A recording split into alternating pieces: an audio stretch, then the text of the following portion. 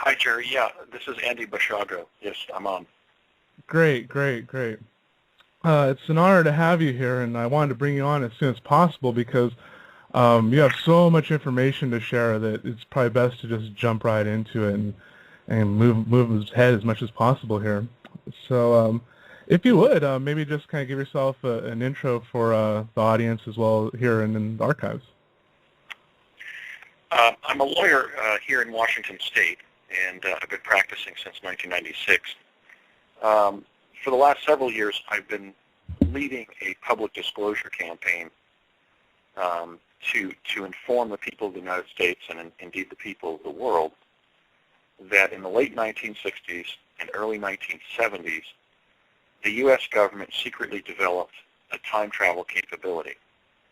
I speak of it as a quantum access capability because it not only involved different devices that enable the U.S. government to physically relocate people in the time-space continuum, but another major emphasis of the program was the development of devices to technically remote view non-local locations in the quantum hologram. So we're really talking about sending people to the past and future and propagating holograms to either send them there on a physio-virtual basis if they were standing in the holograms, or simply to look into the holograms and gain a sort of a window to the past or the future on a technical basis without time traveling there physically. Mm-hmm.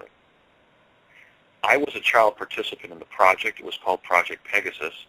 It was under the Defense Advanced Research Projects Agency, which was then called not DARPA, but ARPA, simply the Advanced Research Projects Agency. This is the U.S. government agency under the Department of Defense that brought us the Internet. But something that they secretly developed 40 years ago that they kept secret after weaponizing it was time travel. And so I'm speaking out because I believe, for example, well, let's talk about the positive capabilities of some of the devices. The Tesla teleportation device that Project Pegasus developed enabled the U.S. government to find a way, and they reduced it to practice by 1970, to open up a tunnel in the time-space continuum that somebody could physically pass through in seconds to a location thousands of miles away in the time-space continuum. And I believe that technology should now be declassified and deployed, with the United States leading the effort on a global basis to make that technology available so that it can be used to advantage humanity with a revolutionary new form of transportation in the 21st century. We're going to be needing that technology Absolutely. to sustain ourselves as civilization. Another major positive capability that Project Pegasus developed was in the area of the chronovisors, these electro-optical devices that created holograms, for example, of past events. I mean, imagine the revolution in education, for example, among school children. If when they went to a national or a state museum, instead of seeing paintings of George Washington at the Constitutional Convention in 1787, they could see something in the nature of a television screen or a holographic array on a platform of Washington and other luminaries as they appeared during historic moments. I mean, children who are so technically literate at this point, so absorbed in the digital age, they would become transfixed by the different historical and scientific important moments that could be shown. And I think that this would spark a revolution in education around the world. So I'm speaking out because we really did something brilliant as a civilization. Our uniquely American civilization achieved different forms of time travel and of technical remote viewing of past and future events 40 years ago when, middle-aged people like myself, I'm 49 now, we were children. We were 7, 8, 9, 10 years old, and I was one of the 140 American school children selected for the program. I went really to the farthest reaches experientially in the program for a variety of reasons. And so now I'm speaking out to inform humanity of this fact so that we can declassify these technologies and do good things with them. Yeah. And it's great that you're doing the work you are to disclose this technology. I mean, I'm not sure if you saw in the news recently about some study being done by some people saying the world will be unrecognizable by 2050, and they're citing all these reasons that we kind of see, like fossil fuels running out, food production, blah blah blah. But then you and I know that it's like, well, that's only happening because this technology and other stuff that could be derived from it isn't available. So, and it should be. So True. That's a conventional analysis. I mean, that's extrapolating from what the public realm, or even our public representatives, our governmental leaders, who are not permitted to access data that's held secretly by basically the office of the president, the intelligence community, and the military. We're really talking about, at this point, a multi-generational conspiracy under the last 6 or 7 presidents. And in the way that they interact with the intelligence community and the military, in keeping these technologies secret, so that when something is analyzed, like the forecast is made of the sustainability of our resources, they're not factoring in the fact that we're already in possession of technologies that will cause a paradigm shift in terms of, for example, efficiency, energy efficiency, that will really have an order of magnitude effect. And so, for example, if you could travel, I mean, imagine a plane flight, how fuelish and wearisome, how basically fuel intensive and human energy intensive a flight from London, England to Sydney, Australia is. I mean, you're burning all that fuel to push people through in this metal cylinder with wings on it for 24 hours. And as a result of, for example, utilizing airplanes, commercial airplanes for long-distance transport, we've been putting billions of tons of pollutants and particulates into the global atmosphere since 1970, when, in fact, teleportation was available to the U.S. government. I mean, think of that. When Al Gore was sitting in political science classes taught by the great Dr. Roger Revelle at Harvard, who was one of the first scientists and public policy experts to focus on the threats to our civilization posed by potential climate change. Of course, in those years, it was spoken of as the greenhouse effect, not global warming. When Al Gore was sitting, being inspired by Roger Revelle at Harvard, secretly, our U.S. Department of Defense had already developed a revolutionary form of transport that could largely obviate the effects on the atmosphere of most forms of conventional transport. And so we're really kind of playing a false game here, where we're analyzing what we've been told we have, and we're not factoring in the paradigm shift from the hidden technologies that were weaponized because they gave the U.S. government such an advanced military advantage, and they've been held back from the general population. I think that's wrong. It's un-American. I think we're a better civilization than that. And I think instead of continually preparing for wars of foreign adventurism around the world, we should be taking our American ingenuity and revolutionizing the technical infrastructure of the world, so there don't have to be resource wars and so on. Yeah, exactly. I think, and that's an important thing to state, really, because I think that so many are going to see that, and it just plays into that whole fear and control paradigm that we're specifically talking against. And so I felt that was synchronistic that this happens with your show, and we can talk about the applications in a practical way, which I think needs to happen as often as possible too. Some of the questions, though, right. Hold on, sorry. Oh, go ahead. I'm sorry. I was just going to say that the eagle, the American eagle on the Great Seal, doesn't just hold arrows. She also holds olive branches, and so I think we should be preparing to wage peace in equal measure that we're preparing to wage war. At this point, we're becoming an international pariah state because of our willingness to use military force essentially at whim. Whenever we feel we have a foreign policy goal that needs to be quickly gained or reinforced with force of arms, we're doing so. And that's not in the interest of the American people. It would be better for us to be the heroes of the world by revolutionizing the technical infrastructure of the world so that we create a world that works for everyone. And that's why I'm speaking out. Yeah, absolutely. And I think it's also fairly synchronistic that we have you here on a American holiday on President's Day, considering one of your one of your experiences, shall we say. It's not really a story, I'd say it's more of an experience, because you do have the corroboration concerning President Lincoln and having that experience. I was wondering if you can go into that a little bit here for our audience. Well, I had the presidential dimension of my account essentially involves several sidebars that implicate the U.S. presidency. I don't know why I was fated to play that role in history, but it just evolved both from the time-space probes that we were doing utilizing, well, to the distant past, certainly we weren't using teleportation. We were using the chronovisors, which basically set up these holograms of past events. But there were several paradoxes to the holograms. One was that when you stood on the stage and this hologram was focused around you, it was basically a dense cube of light that was being emitted by a crystal array above the stage. That was actually an octagonal, an eight-faceted array of bismuth crystals.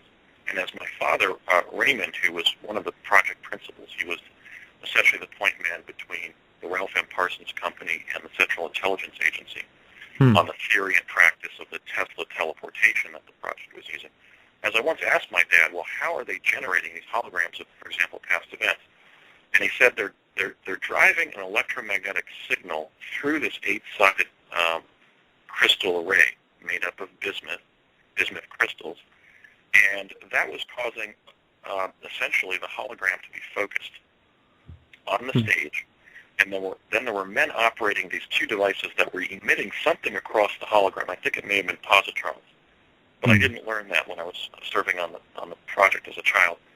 But I was told that those two boom operators, as my dad described them, were fixing the time and the space coordinate of the hologram.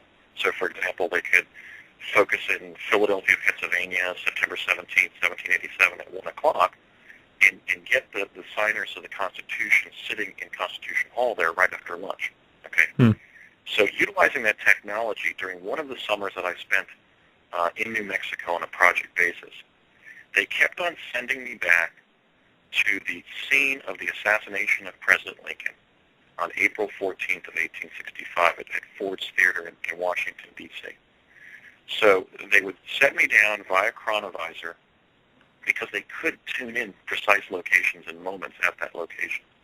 And I would always pop into view in the muddy street outside essentially the sidewalk landing of Ford's Theater. And it was my mission, as my father described it to me, to go to the front table. There was a table at the entryway to Ford's Theater that evening where individuals were taking people's tickets. But I didn't have a ticket, I presume, because maybe they couldn't locate a valid ticket from that night when President Lincoln was fated to be shot there by John Wilkes Booth. So I was dressed in the finery of a kind of a society child, like let's say the son of an ambassador or cabinet minister cabinet official would wear during that era. Pretty fancy. I was actually quite embarrassed in it. I preferred the unique Google form that I was later dressed in. But so they dressed me in kind of society, evening kind of fancy suit. And I was instructed to walk up to the table and explain that my parents had already provided their ticket to the ticket man there and had walked in and been seated. And each time I successfully talked my way past the table. But what I found is every time that I essentially walked into Ford's Theater in these chronovisor probes, small details would change a little bit. I mean, clearly Our American Cousin starring Laura Keene was being presented that night. It was Ford's Theater. It was April 14th of 1865, toward the end of the U.S. Civil War. President and Mrs. Lincoln were destined to appear there that night. In fact, one time when I walked across the lobby, I looked to my right and I saw the Lincolns walking in past me. And President Lincoln appeared very stoop-shouldered and very emaciated by 1865. He was almost skeletonous. We now think that he not only had Marfan syndrome, but perhaps even cancer, and that he would have died in a year or two had he not been shot there that night. And then I would walk across the lobby, and let's say on the first time they sent me there, a man was a dandy, some well-dressed gentleman was walking across the lobby talking to a beautiful damsel in her evening dress. Well, the second time they sent me, let's say he would still walk by, but either, let's say, by himself or talking to two ladies. So there were these small little changes. It was almost as if I was in the same fishbowl, but the fishes were swimming by in different directions.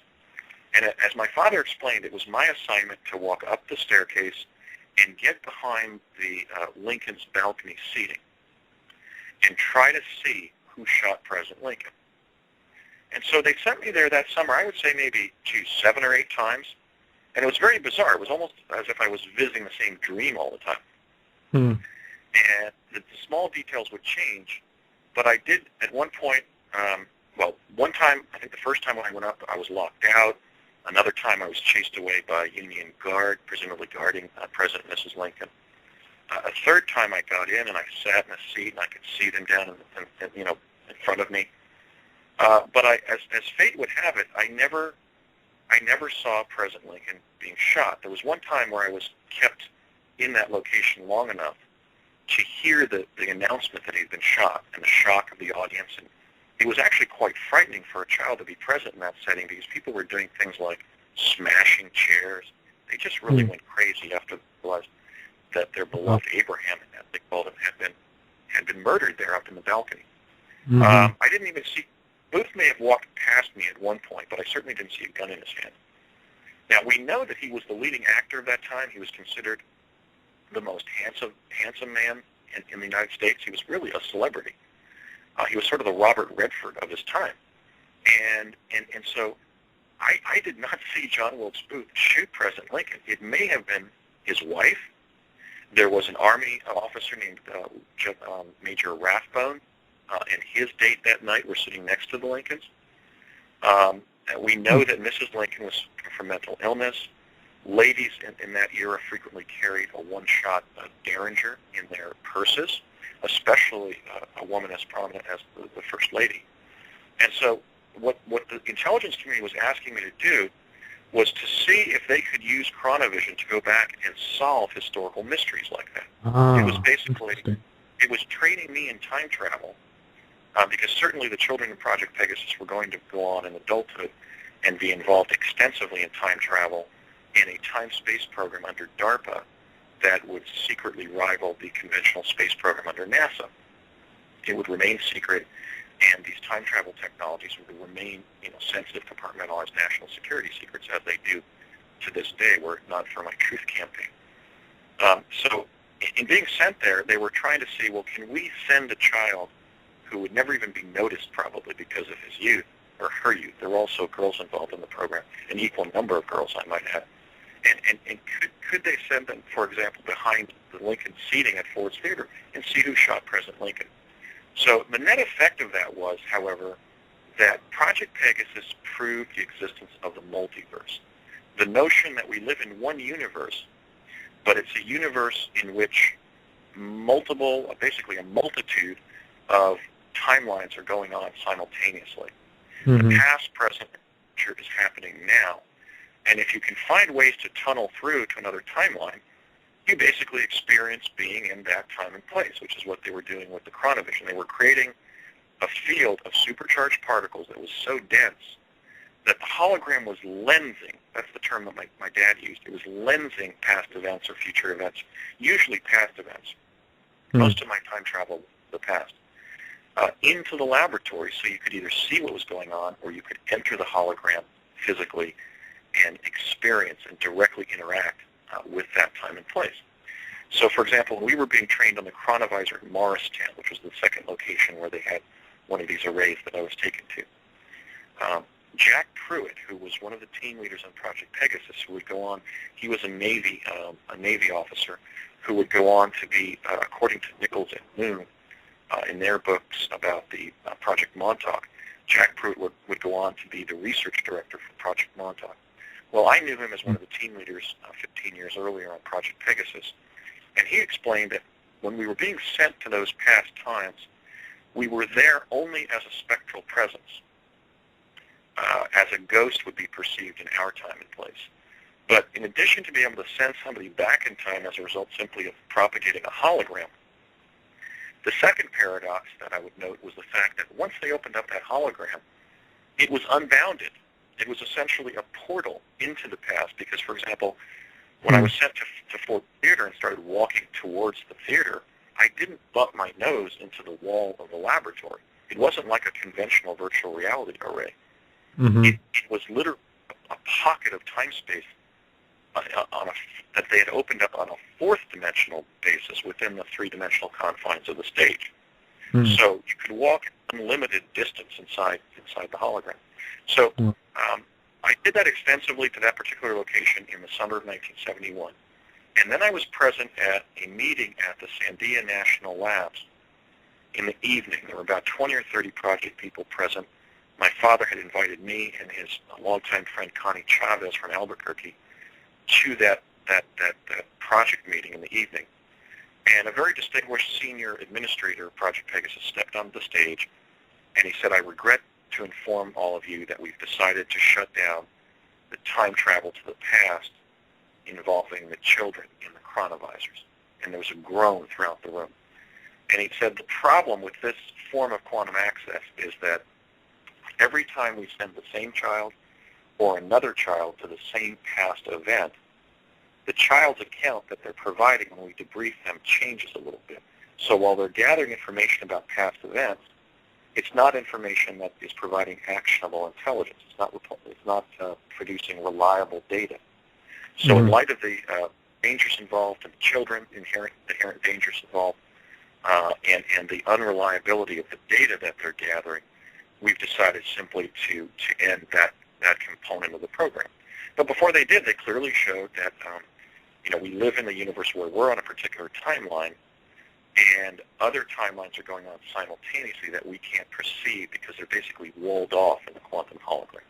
It's like being in an office building where you might go up 3 flights and then make a left and go down a hallway to your office, but you'll never find out what it's like to go straight to the back of the building and up 5 stories and then go right down a hallway.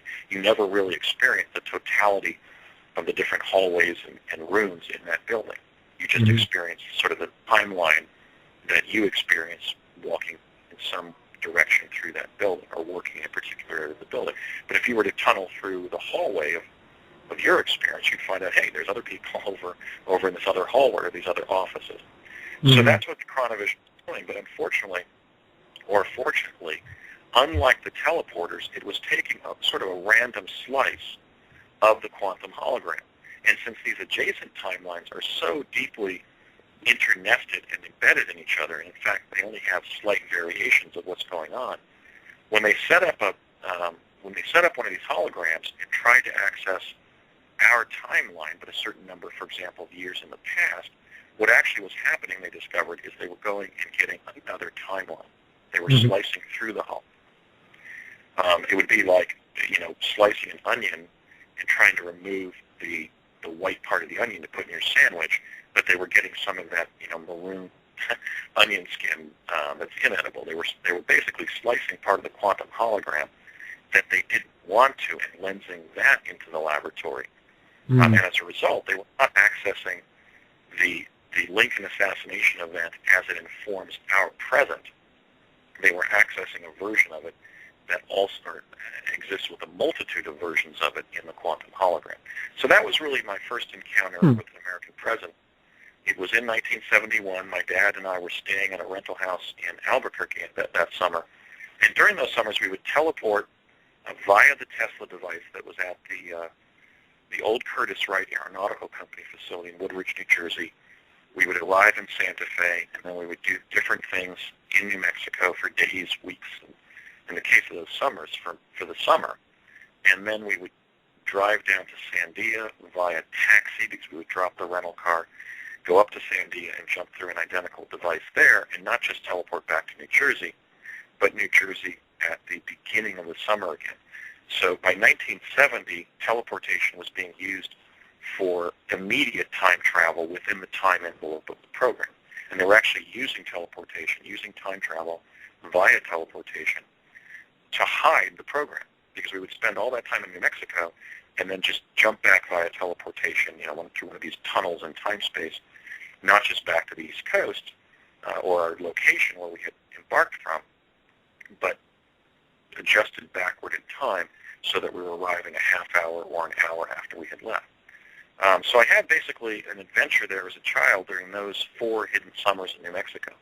I was being trained in a learning lab at my elementary school during the year. We did do some things in New Jersey, like we were introduced to the technology. We did some of the chronovisor probes, but a lot of the activity was then saved for the next summer, where we teleported to New Mexico and did all manner of time travel from New Mexico. Interesting. There's one question that I did have, just kind of a general one in a sense, but when you would go enter these sort of quantum rips or lenses, or how you want to phrase it, how would they bring you back after your objective was complete? Well, the methodology of bringing somebody back was germane to the kind of device. For example, with the Tesla teleporters, they were opening up a vortal tunnel in the time-space continuum, and we were physically passing through it. And then when that tunnel closed, we were situated somewhere else on the face of planet Earth. Okay, so in that instance, when we were being physically repositioned in time-space, we need an identical device to get back. So they were doing a series of short hops from Woodridge, New Jersey to Santa Fe, and then we were jumping back to Woodridge, New Jersey, literally to the tarmac there on the airfield at Curtis Wright, via an identical device inside an identical room. They had actually mocked up the teleport at Sandia with even the same Dixie cup and a number 2 pencil sitting over on the windowsill. For some reason, I guess because maybe they thought the room had become an amplifier for the whole effect. So in the case of physical teleportation via these Tesla teleporters, we were only making short hops within the time envelope that demarcated the existence of the program. Because if, for example, we had been sent from 1971 to 1771 in Santa Fe, there was no way we were going to be getting back. We would have been lost in time. In fact, during our training in the summer of 1970, there was a segment of our curriculum about what we should do if we were accidentally dislocated in time. And it was explained to us that that might happen. They didn't know. And if it did, we should simply find the most responsible adults that we could find and ask to be adopted into their household. Find a Catholic priest at a mission, find a prominent settler family with children, find a sheriff or a military officer and explain the situation, and ask to be adopted into a household and given chores, and survive that way. So the teleportation usually worked. There was one time when we were accidentally teleported to 1991 and we had to get back. But I always jumped through that device fearful that I might be literally lost in time. So it was a pretty frightening thing for a child to be doing regularly. I had to kind of buck up and just deal with the fear. And I ultimately did overcome that. So, talking about my experiences now is a piece of cake, because when you've time traveled as a 7, 8, 9, and 10-year-old, talking about your experiences is pretty easy. So now with some of the other devices, in the case of setting up the hologram with the chronovisor, there were really 2 things that could happen to get us back to the present. If we were in for fewer than 15 minutes, the hologram would simply start collapsing. It looked sort of like, a chalk painting on a Parisian sidewalk that was suddenly being melted by rain, kind of the Mary Poppins effect, how I kind of viewed it. And if that happened, we would start to see black objects, black body emanations popping into view around the stage, which would be the elbow, the shoulder, the kneecap of our fellow child time travelers. And then major parts of their body and heads and so forth would start popping into view. We would be stuck basically in a field of supercharged particles called scintillation for about 90 seconds. So we had exercises where we practiced counting back from 100 just to adjust to the fact that we were sort of in this field of swarming particles. It looked sort of like raster on a TV set for about 90 seconds. If we were in the chronovisor arrays for the hologram itself, for more than 15 minutes, a density effect would occur. And what they were doing was inserting a portal into the hologram that was indicated by a white contraption that looked kind of like a soccer goal. So we had some exercises up at a local Army base running towards that goal, that device that they called the portal. And when we did so, we were always trained to vigorously run towards it whenever it popped into view, because that was our ticket home. When we did so, we felt kind of a vacuum effect into the portal, and we found ourselves continuing to run through deeper and deeper sand. What they had done is they had attached that portal to the back of a dinosaur tunnel, a kind of a amusement park ride at a defunct New Jersey amusement park. And we would then run through that tunnel in the present, in 1971, for example, and there was a metal dinosaur at the mouth of that cave, and we would always tap him to just, convince ourselves we were back in 1971 and not the place that we'd actually gotten sort of holographically embedded in this kind of density effect. So those were the two means that got us back via chronovine. In the case of one of the time travel technologies that they were using, for example, that they sent me to Gettysburg, which was my second encounter with the subject of the U.S. presidency, when they sent me to Gettysburg, Pennsylvania on November 19th of 1863, when President Lincoln gave his famous Gettysburg address from a dais there near the cemetery in Gettysburg, memorializing the battle that had taken place in July of that year, July 1st through 4th, in the summer of 1863. I was sent there via an entirely experimental technology that emerged around 1972 called plasma confinement. Our researchers had found that when you put plasma in confinement in a dense chamber, it creates another one of these disequilibriums in the time-space continuum. And in that instance, I actually walked into the field of plasma and violently wormholed, so that major parts of the Union Bugle Boy costume that I had been outfitted in at that location actually got wrenched off of me. I lost my hat, 2 shoes, and a sock. So when that technology put me down in a road to the northwest of the Southwest Arterial that still does, it goes right into downtown Gettysburg, I realized I only had one sock on, so I took that sock off, threw it into the bushes, and then walked into Gettysburg barefoot and shivering. It was cold that morning. And initially, in fact, it was kind of foggy, and it was very cold, and I was walking along the well-trammeled dirt road, presumably trammeled by, the Union Army. I was walking, south by southeast and then due south right into downtown Gettysburg to see Lincoln give the Gettysburg address, and I was really in sort of an exposure event at that point. I was very cold and shivering. My teeth were actually violently chattering by the time I got into downtown. And I was helped there and shod with some grossly oversized shoes and a Union winter parka and a hat by a man that we've identified as John Lawrence Burns. John Burns was then about 70. In fact, before I even identified him, I described how he had this sour expression, but he was very hospitable to me, how he was hobbling severely on what looked like a recently wounded hip, how he had the skeleton key to the millinery shop in downtown Gettysburg and got me some shoes, so that's consistent with what we later learned, which is that he was the cobbler there working in downtown Gettysburg. And he had been a volunteer for the War of 1812, but he got wounded in the hip volunteering as a Union sharpshooter during the Battle of Gettysburg. So I ended up not seeing Lincoln, but I ended up seeing this other great American who was far less celebrated.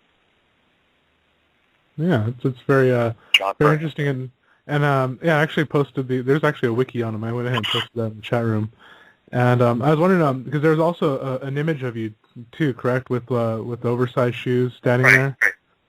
And what was it? Sorry. I'm sorry. Yeah, it's actually what was the name of that picture again? I totally forgot it right now. Well, what happened? Let me develop how that picture was taken. What ended up happening is I ended up being in the foreground of what until 2008 was the sole surviving photograph showing Abraham Lincoln in Gettysburg, Pennsylvania, on the day he gave his famous address there. That photograph surfaced in 1951 and was published in Life magazine in the early 50s, and then again in the early 70s, like sort of as 20 years ago in Life. That photograph basically emerged this way. What happened was Mr. Burns finally outfitted me with a hat, and I'm wearing these grossly oversized men's street shoes. They were like size 14 brown, just regular, conventional shoes, non-military civilian shoes. So he said, well, young man, that's the best I can do. The President of the United States is going to be in this town today, and I've got a speech to go to. So he hobbled out of the front of the millinery shop there on one of the main streets in downtown Gettysburg and walked straight forward and to the left, because the dais was about a 30 by 100-foot raised platform, maybe about 4.5 feet off the ground. And with patriotic bunting around it, but nothing else. It was wide open, I guess because they wanted everybody to see the president. So I shuffled along in my shoes. I was virtually falling out of the tops of the shoes. He had packed packing paper in the front of the shoes, but they were still, I was still walking along like a child in his dad's slippers. I mean, I could hardly keep them on my feet. So he just stood there, kind of steadying himself on a cane, I believe, that he grabbed in the millinery shop. I went over to the left corner of the dais, and there were only about 4 or 5 people there at that point. This was very early in the morning, and Lincoln was expected to arrive, literally several hours later. And there were 2 young women dressed in their Sunday best over on the left side of the dais. And they were looking over at me and gossiping behind their fans. I imagine they were saying something like, well, look at this young carpetbagger. He's wearing adult street shoes, a Union parka, and a hat clearly from one of our brave, Union dead. Now, carpetbaggers weren't treated very kindly in the Civil War. They were chased out, they were shot at, they were tarred and feathered sometimes. So I had training to essentially avoid detection. So I wasn't thinking what might have happened to me as a carpetbagger. I now appreciate that dimension of what was going on. But they were literally staring at me in a hostile way and gossiping behind their fans. So I moved tactically to the center of the dais, literally dead center in front of the stage where Lincoln would be arriving later that day. And I turned to my left, and I realized there was a Pennsylvania farmer standing there. And then I realized it was my dad. But it was my dad at a younger age than he was when I had just left the plasma confinement chamber location in East Hanover, New Jersey. That was under the direction of Dr. Sterling Colgate, who was then the president of the New Mexico Institute of Science and Technology. He was one of the major scientists involved in Project Pegasus. But I realized here in Gettysburg in 1863, my dad is standing there. I said, "Dad, what are you doing here? I thought you were back at the time lab." And he waited a bit, and then I said, "Dad, why aren't you talking to me?" And he said something like, I'm not your pa, son," kind of in a rustic Pennsylvania kind of accent. I'm not your father, son. And then my training kicked in. I thought, well, I better not pester my dad because he's trying to act like we're not father and son. So he must have been sent here at an earlier time. I then was so disturbed by that. I'm in 1863. My dad's there. He was just at the time lab in 1972 in East Hanover, so there was kind of some cognitive dissonance that was kind of confusing me. I then went to the left side of the dais again, and I was kind of abruptly stopped by 2 Union officers. One was he was mustachioed and sort of very handsome. He was leaning with his right elbow against the corner of the dais and sort of surveying the crowd, almost with a state of, look of bemusement. In front of him was a far cruder-looking officer. He was a junior officer, and he had stubble on his face, and he was slicing an apple right in my face. And he bent down, and he began questioning me. Where's your regiment, boy? And I didn't know what my regiment was. And he said, well, you don't. Well, where are you bivouacked? And I said, what's bivouac, sir? And he turned to the other officer and said, this bugle boy doesn't know what bivouac means. And then he leaned forward again. Boy, have you seen a little bit too much of the fight? Are you a little bit touched in the head? Have you seen a little bit too much of the fight? And I said, yes, sir, hoping he would leave me alone. And then they laughed uproariously, which I think kind of shows some of the human toil or trauma of the Civil War. They were literally laughing about a shell-shocked, 10-year-old bugle boy. So I really was concerned that I was gathering too much attention to myself before Lincoln arrived on the dais. So I made a decision basically to evade what was going on. We had different kinds of intelligence training, and now it was basically time to skedaddle, to stay out of trouble.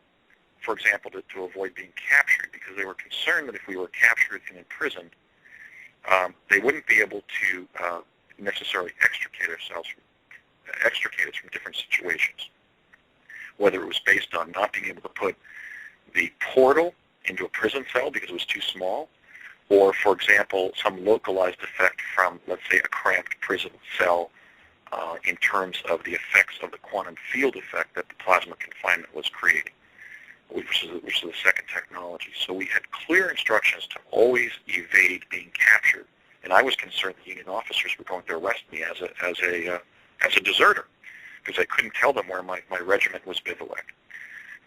So I made a decision to walk about 100 paces away from the dais with my back to the crowd on the dais and my feet positioned with the left foot forward and the right foot to the right. So hopefully anybody who looked over at me wouldn't notice the grossly oversized adult shoes that I was wearing.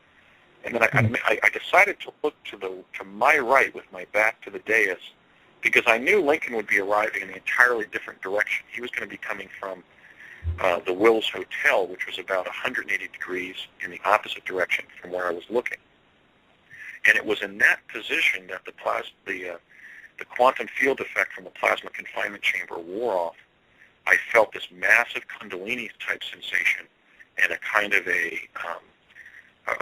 a momentary lapse of consciousness, kind of almost like a religious metanoia sort of feeling, where I actually entered the altered state of consciousness, and I was back at the Time Lab in East Hanover, New Jersey, in 1972. But before that happened, before they brought me back or the effect wore off, as it were, I saw a man carrying something up a stepladder a number of feet in front of me, not that far in front of me, that I now realize must have been the photographer who took that picture that day. And that picture is called the Josephine Cobb image, for the woman who found in 1951, when it was uncovered, as simply an historical photograph from the Civil War era, that when you examine a few of the pixels up on the dais, you can see a small image of Abraham Lincoln's head, his without his hat on, just his bare head, as he was sitting down on the dais. Now, that's actually been somewhat of a controversy regarding Gettysburg. It's always been speculated by American historians of the Civil War when the photo was taken. Well, I can verify that it was without question taken right after Abraham Lincoln stepped onto the dais, after walking over to it with David Wills, the proprietor of the Wills Hotel, and sitting down in his seat awaiting the proceedings. Because when I had just been over at the dais, he had not yet arrived on the dais. And since that photograph was taken so shortly after I walked towards where the photographer was setting up, to basically just evade what was going on, with my back to the crowd, that was only really several minutes before that I was taken back to 1972. So we know that now, I can provide the eyewitness testimony that image of the townspeople of Gettysburg gathering on and around the dais where Lincoln gave his famous address there that day was taken right after he arrived on the stage. I found that photograph in Life or another news magazine. We're still looking for the actual issue, but we know that Life has published a copy of that image with its logo and with the Life photo number, and that's been on the internet. We also know that after I began lecturing about my experiences in Project Pegasus, the Library of Congress took the complete Josephine Cobb image down from the internet and now is only showing a close-up of the crowd scene back on the dais in the background of the image, presumably to cut me out of history. But that's basically the upshot of that photograph. The only photograph until 2008, when a few more photos were discovered, that for so many years was the sole surviving photograph to show President Lincoln on the dais in Gettysburg, is also the first photograph that we know that captures a time travel from the future. And that was me after being sent there by Project Pegasus. Yeah, that's awesome. I was actually able to find the image there and been posting it in the chat room, and we'll be posting it on universaltruthevolution.com in the archives too, so everyone can see the full image with you standing there right in the foreground with the big shoes. Yeah, in fact, one of my research associates, Brett Stillings, is I believe the grandnephew of Josephine Cobb, and she's still alive. So we hope to interview her about her discovery of the image and the photo analysis that was done to find the image of Abraham Lincoln's face, basically, and part of his upper body, his shoulders, as he was sitting down. There's a man in a stovepipe hat next to him that's often confused for Lincoln, but he's actually slightly blurred and clearly sitting back in his seat and sort of looking down. His chin is sort of inverted downward. So I've had to come to terms with the fact that I was involved in something highly non-ordinary. And part of the spiritual quest of coming forward and telling the truth about my experiences at Project Pegasus has been not so much to convince others of my truth and have them believe me, but simply stand in my truth and tell it. Because I really can't control people's reactions to the information. It's true information, but I know that it's so far out that, I mean, even if I provided briefing documents that described how I was going to be retained or, attached to Project Pegasus, people would analyze and they would scrutinize and try to debunk the signatures on the documents. So it's really pointless for me to prove my experiences to a scientific certainty. I think it's my responsibility, however, to share these experiences so other people can comprehend the fact that the U.S. government was already involved in sophisticated time travel probes in 1967-68 when the country was in the chaotic period that it was with, the assassinations of Martin Luther King and Robert F. Kennedy, the war in Vietnam, the chaos surrounding the 1968 Democratic Convention in Chicago. So during that period of incredible tumult in American history, perhaps the greatest violence since the Civil War, what the American people were not told is that secretly within this esoteric program, within the councils of government of the military-industrial complex that President Eisenhower warned about us in his farewell address in 1961, the military-industrial complex was not just experimenting with time travel.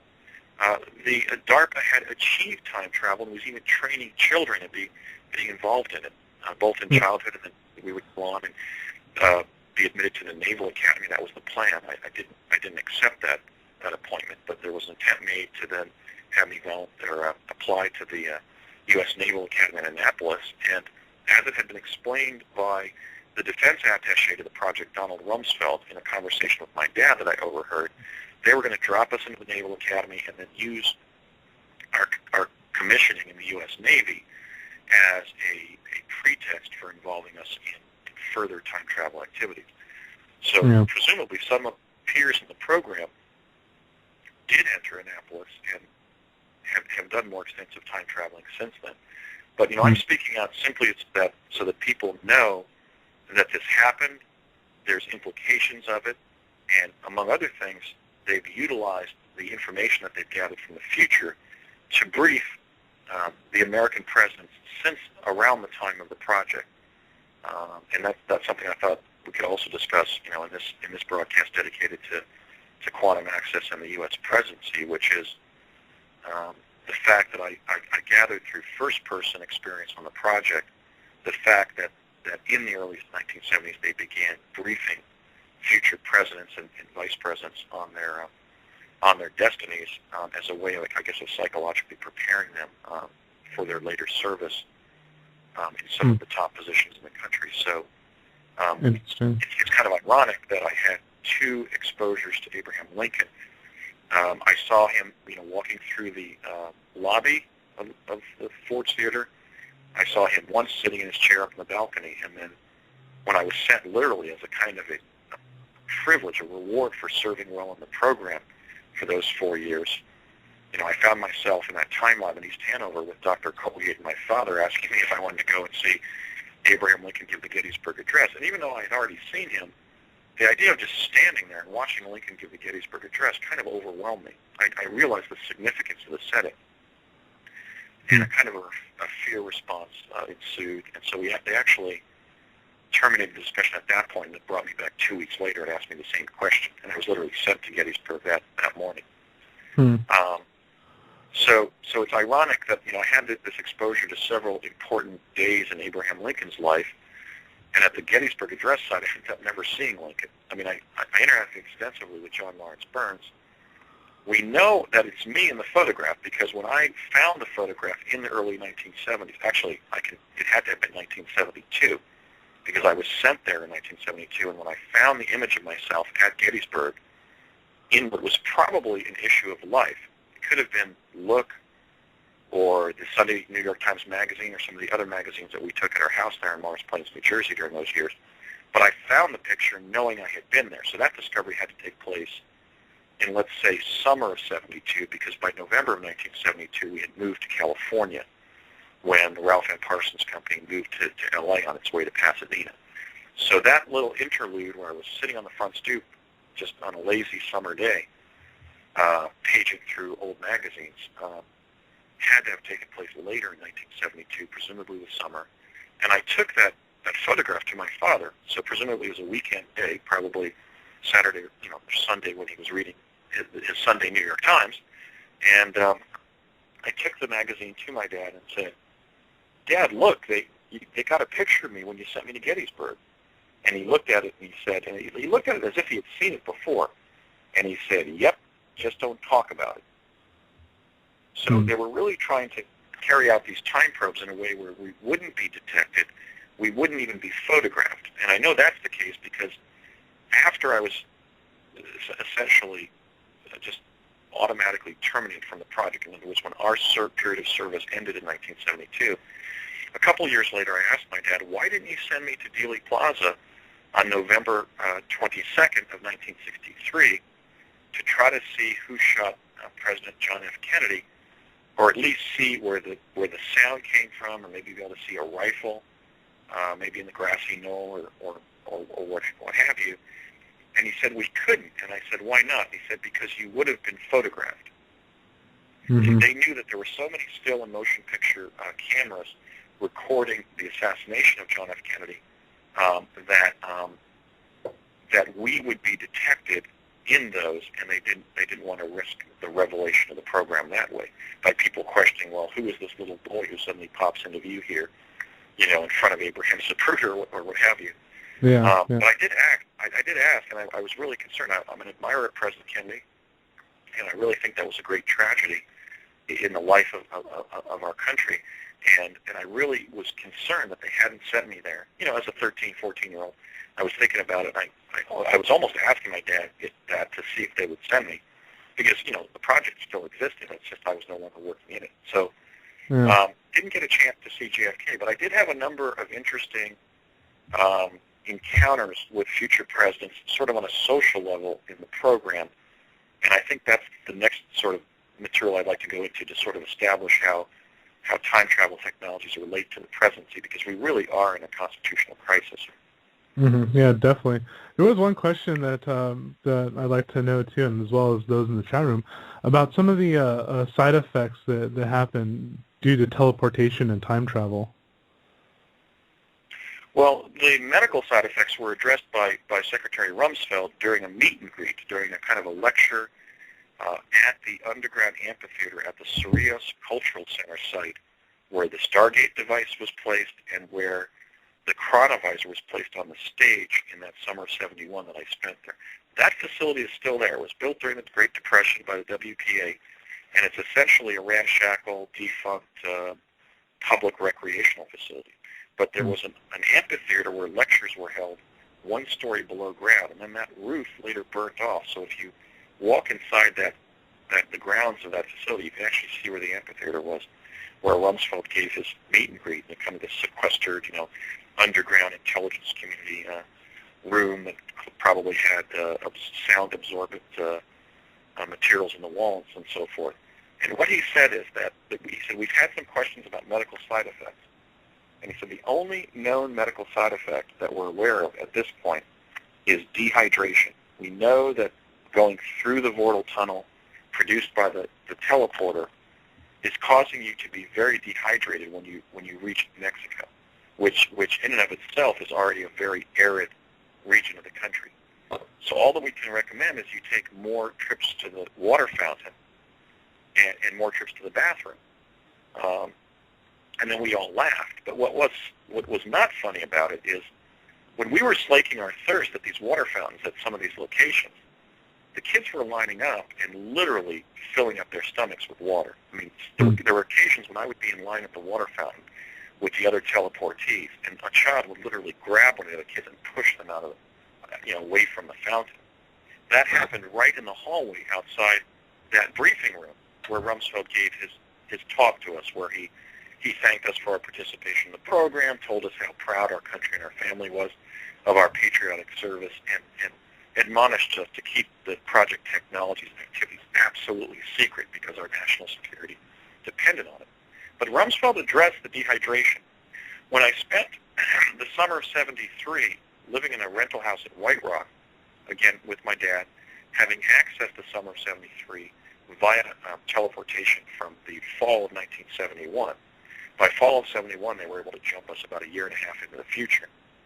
My dad was giving me a big pill that he called a horse pill. And one time I overheard a quiet conversation between him and Connie at that house where he said, we're giving Andy this big horse pill in the morning. We hope it'll overcome the effects of the teleportation. So they knew that the teleportation at a minimum was affecting the hydration and the metabolic functioning of us. One of my fellow teleportees, Glenn Pruitt, the son of Jack Pruitt, unfortunately, sadly, died in 2006 from pulmonary edema and congestive heart disease after reaching 700 pounds.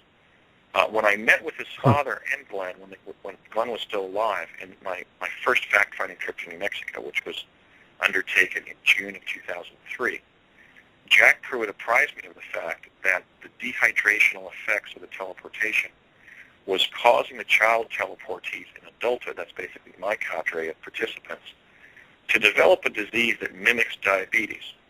So what I've been doing is everything that you should do to combat type 2 diabetes, and I've been controlling my weight. Sometimes I jump up a little bit, extra 10 or 20 pounds, but then I fight back to drop them. Basically, I'm hydrating all the time. You saw where I actually started coughing here during this interview. If I talk a lot without drinking water, my throat dries out. I still am sort of chronically dehydrated. But I'm doing the things you need to do. You know, I'm counting my carbs. I'm avoiding all high glycemic foods when I can do that. And you know, when there's not a piece of wedding cake in front of me. I'm exercising. I'm hydrating. I'm taking a magnesium and a potassium supplement. I'm drinking alkalized water being marketed by the Glacier Water Company of Auburn, Washington, which has a phenomenal alkalized glacial water that has really been helping me hydrate. And essentially also taking about an hour nap a day on a biomat so that my body is permeated with far infrared, which is also known to have an effect to limit blood glucose levels. But I've gotten up pretty high sometimes, and I pretty much have fought my way back to 90 or 100. What is it? It's milligrams of glucose over deciliters of blood. So I basically have to avoid, you know, the diabetes crisis that the whole country's suffering. Not just the child teleportees from Project Pegasus, but the American people are suffering a public health crisis, which involves the interlinkage between diet, lifestyle, the lack of exercise, obesity, diabetes, and heart disease. That's the number one health cost in the country. Are all of those maladies from the same pattern of weight gain and high blood glucose levels and the attendant health effects. We know that diabetes and heart disease and even cancer can't flourish in an alkalized body. So a major part of my attempt to control for the exposures that I had in the project is simply to alkalize. So I'm drinking this alkalized water all day long. Regarding the adult participants, I learned in my father's experience with heart disease, and then in a briefing regarding this issue with Courtney M. Hunt, who was my contact officer to the CIA in the 1980s and 90s, the adult participants were developing heart valve defects because the valves in their heart, the tissue was too rigid. So the teleportation experience was causing, for example, the unique valves of the mitral valve in my dad's heart kind of fused in a butterfly effect. Wow. So when he had his first open heart operation in 1978 at Cedars-Sinai Hospital in Los Angeles, Dr. Sestitis, who was the prominent Argentinian cardiac surgeon and operated on my dad, came out and asked us why my dad would have this heart defect. He wanted to know if he had a heart infection in childhood and so forth. So that was one of the dangers that was happening to the adult participants. So a lot of the adult teleportees have either died or have had open heart surgery to correct some of the malformation of their heart valves. Wow. But those are the only medical side effects that I'm aware of. There was an instance. There were really two of the 140 American school children involved. There were two casualties. One was a little girl who looked up at the crystal array in the chronovisor and became blind. The light was so bright, it literally destroyed the visual cortex.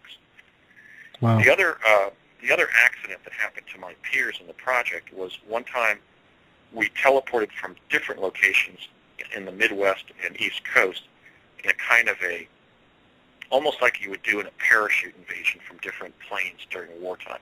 They were having kids jump through the devices from different locations, and it was our task to basically race to a particular location in Santa Fe. And as we weren't up at the state capitol grounds during this arrival. We were in sort of like a defunct school property, maybe an abandoned junior high school. And as I ran between two of the bungalows, I heard somebody screaming in pain.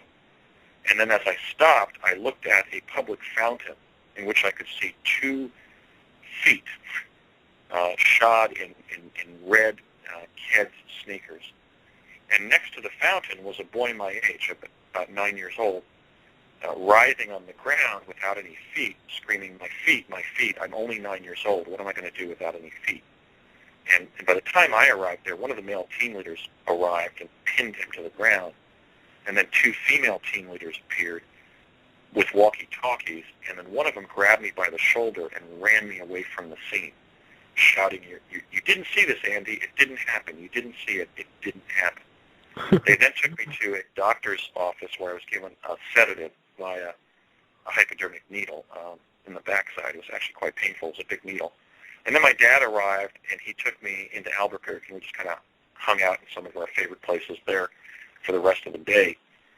So another reason I'm speaking out is because, American school children born in that period in the late 50s and early 60s where I and my siblings were born, where many of my lifelong friends were born, I think because children sacrificed so mightily to provide the U.S.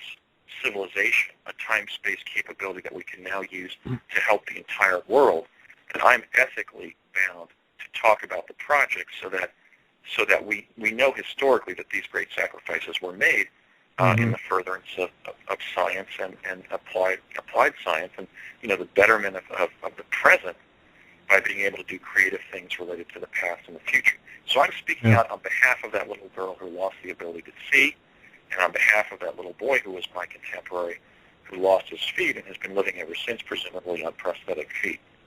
Mm-hmm. Definitely. Project Pegasus wasn't primarily a time travel technical development project. The technologies had already been developed. I mean, they were quasi-experimental. I mean, clearly the incident in which the boy lost his feet teleporting because somebody had left water there, they knew that might happen if water was present at one of the locations where we were popping into view. So they couldn't control for the utter safety of what we were doing. But the technologies had already emerged. I mean, I first teleported to Santa Fe from the old Curtiss Wright Aeronautical Company location with my dad sometime between September of 1967 and 68, because when we then got to Santa Fe and drove into a meeting with Dr. Harold M. Agnew, one of the Manhattan Project physicists, when he was then the director of the W Division, the Weapons Division at Los Alamos, he asked my father my age, and we both said 6. So we know from that teleportation was operational between September 18th of 1967 and September 18th of 1968. Wow. We also know that the chronovisors had been under development by the Vatican musicologist Ernetti and Gemelli, with later assistance from the distinguished Italian physicist Enrico Fermi in the 1940s. They had a 2-dimensional chronovisor by 1952 as a result of their discoveries at the Catholic University of Milan. Now, we also know that a variety of different sources of different time travel technologies was going into the intelligence funnel that DARPA's Project Pegasus essentially was. I mean, they were clearly placing what they knew from reverse engineering extraterrestrial devices. For example, the Montauk chair that you sat in essentially bumped you as a result of magnetic transduction to an episode, a moment in your own subjective future, as it were, in all likelihood was reverse engineered from the pilot's seat in extraterrestrial or interdimensional spacecraft. Or I like to say not extraterrestrials and spaceships, but interdimensionals and time ships, because that's probably what they are.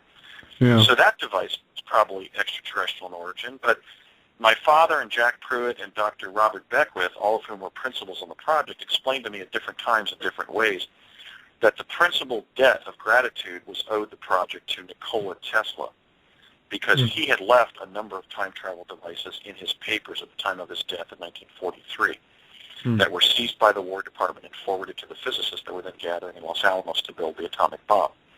So you had the Tesla legacy, the Ernetti and Gemelli legacy on a different line of technical development, the commonality being the linkage to Enrico Fermi, because Fermi not only became Ernetti and Gemelli's research partner on chronovision, he was the mentor to Dr. Agnew at the University of Chicago when they were working on the Manhattan Project. So really, Enrico Fermi is really the principal interstitial personality that is often attributed to Albert Einstein or John von Neumann in the conventional time travel literature. Fermi probably was a critical figure. And of course, a distinguished physicist like that would have to be to understand the relationship between the devices and quantum mechanics. So we're talking about not only extraterrestrial sources and the work of brilliant earthlings like Tesla and Ernetti and Gemelli, but also obviously they were gathering information from the activity in the time-space continuum undertaken by ancient civilizations. We think that the Sumerian, the Babylonian, and the Egyptian civilizations may have mastered teleportation.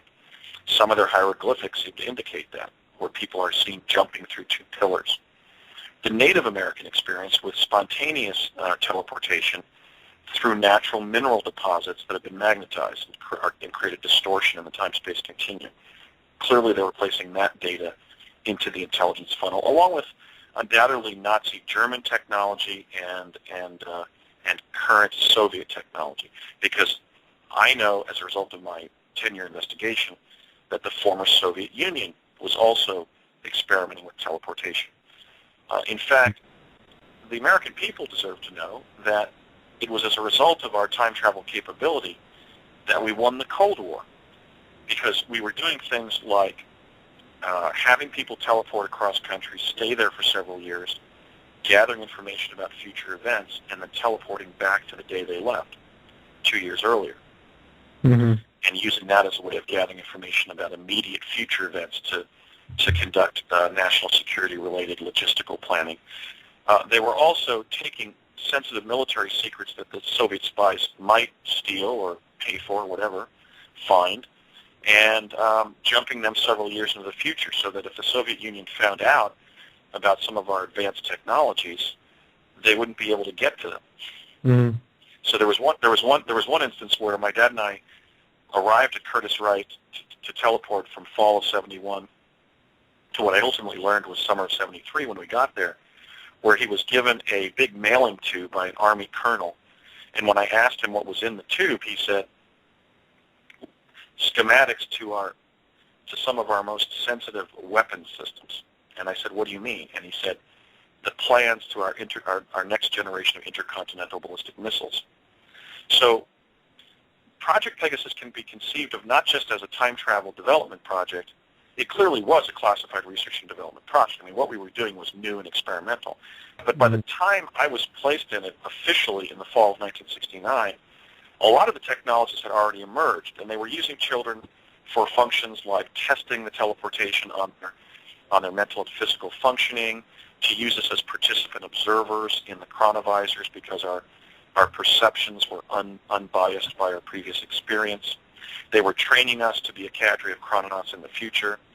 And they also needed small, cooperative, bright children to be participants because in some cases, for example, the size of adults would make the holograms blink out and prevent them from using the holograms to explore past events when we started that in earnest in fall of '70. So it was a time travel technical development project, but even more so, it was an intelligence gathering project. I read a DARPA circular published during that era that was entitled Remote Sensing in Time.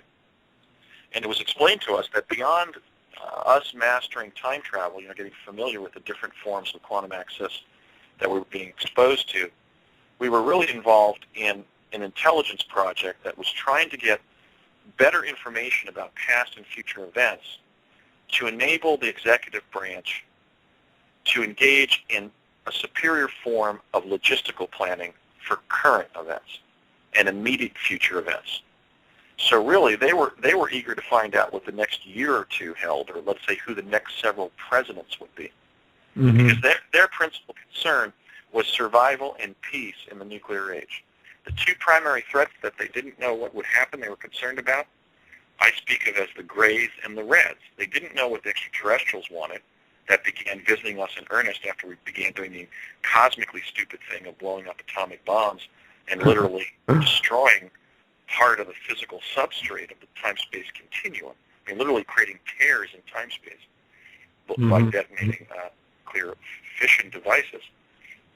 But they also were concerned that the Soviet Union would leap ahead technically and maybe even try to launch a physical invasion of the continental United States. They were concerned about Soviet ships landing Soviet Army soldiers on American soil. And so they wanted to go into the past to see what had given rise to current conditions. For example, at a certain location that might be of military significance.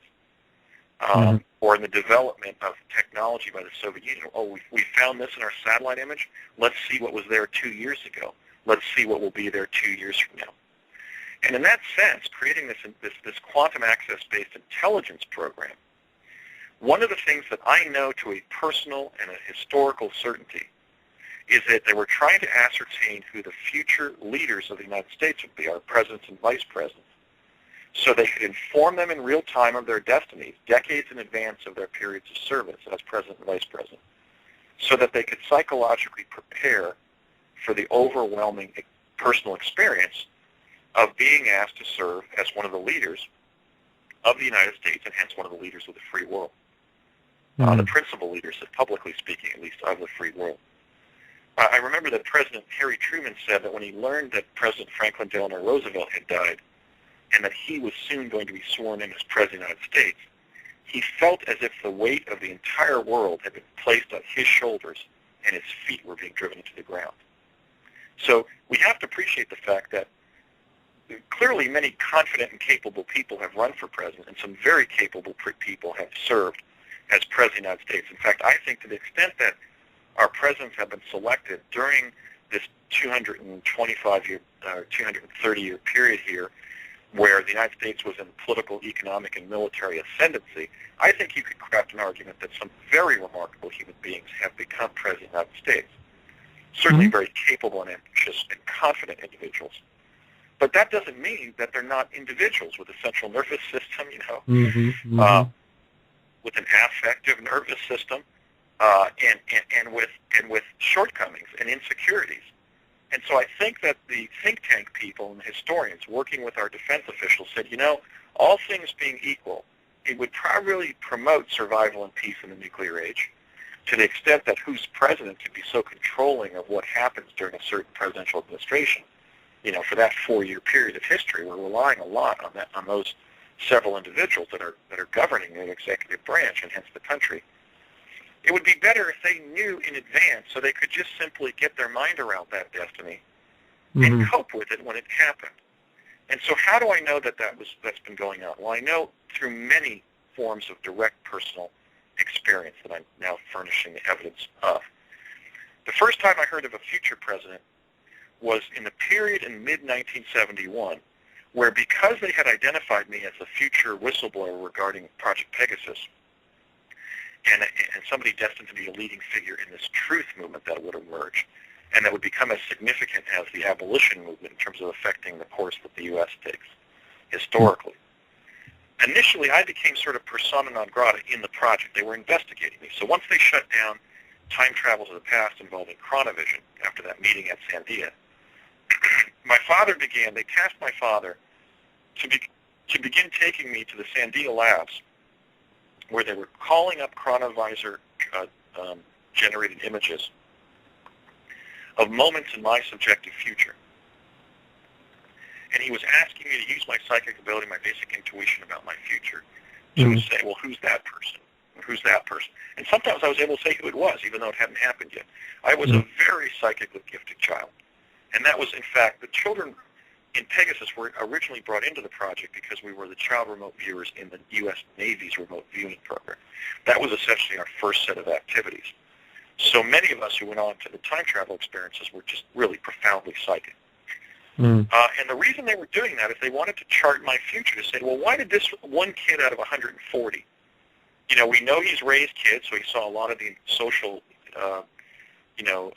environment of the program. He was invited to a lot of lunches and dinners that the other kids didn't see. He was at some of the labs and settings that the other kids didn't see because he was with his dad. His dad was one of the project principals. He was the youngest kid. He was the kid with one of the best memories when we tested him out. But why did this little boy end up growing up and becoming such a troublemaker, becoming such an iconoclast who would basically tell the world about how the U.S. government achieved time travel under the aegis of DARPA during those years? And so one of the things they were doing, in addition to having my dad ask me about these scenes from my future at one of the time labs at Sandia, was they began sourcing the books that I would write or edit in the future and bringing them back. So in 1971-72, my father and Connie Chavez were literally reading the book that I'm still writing about my experiences in Project Pegasus.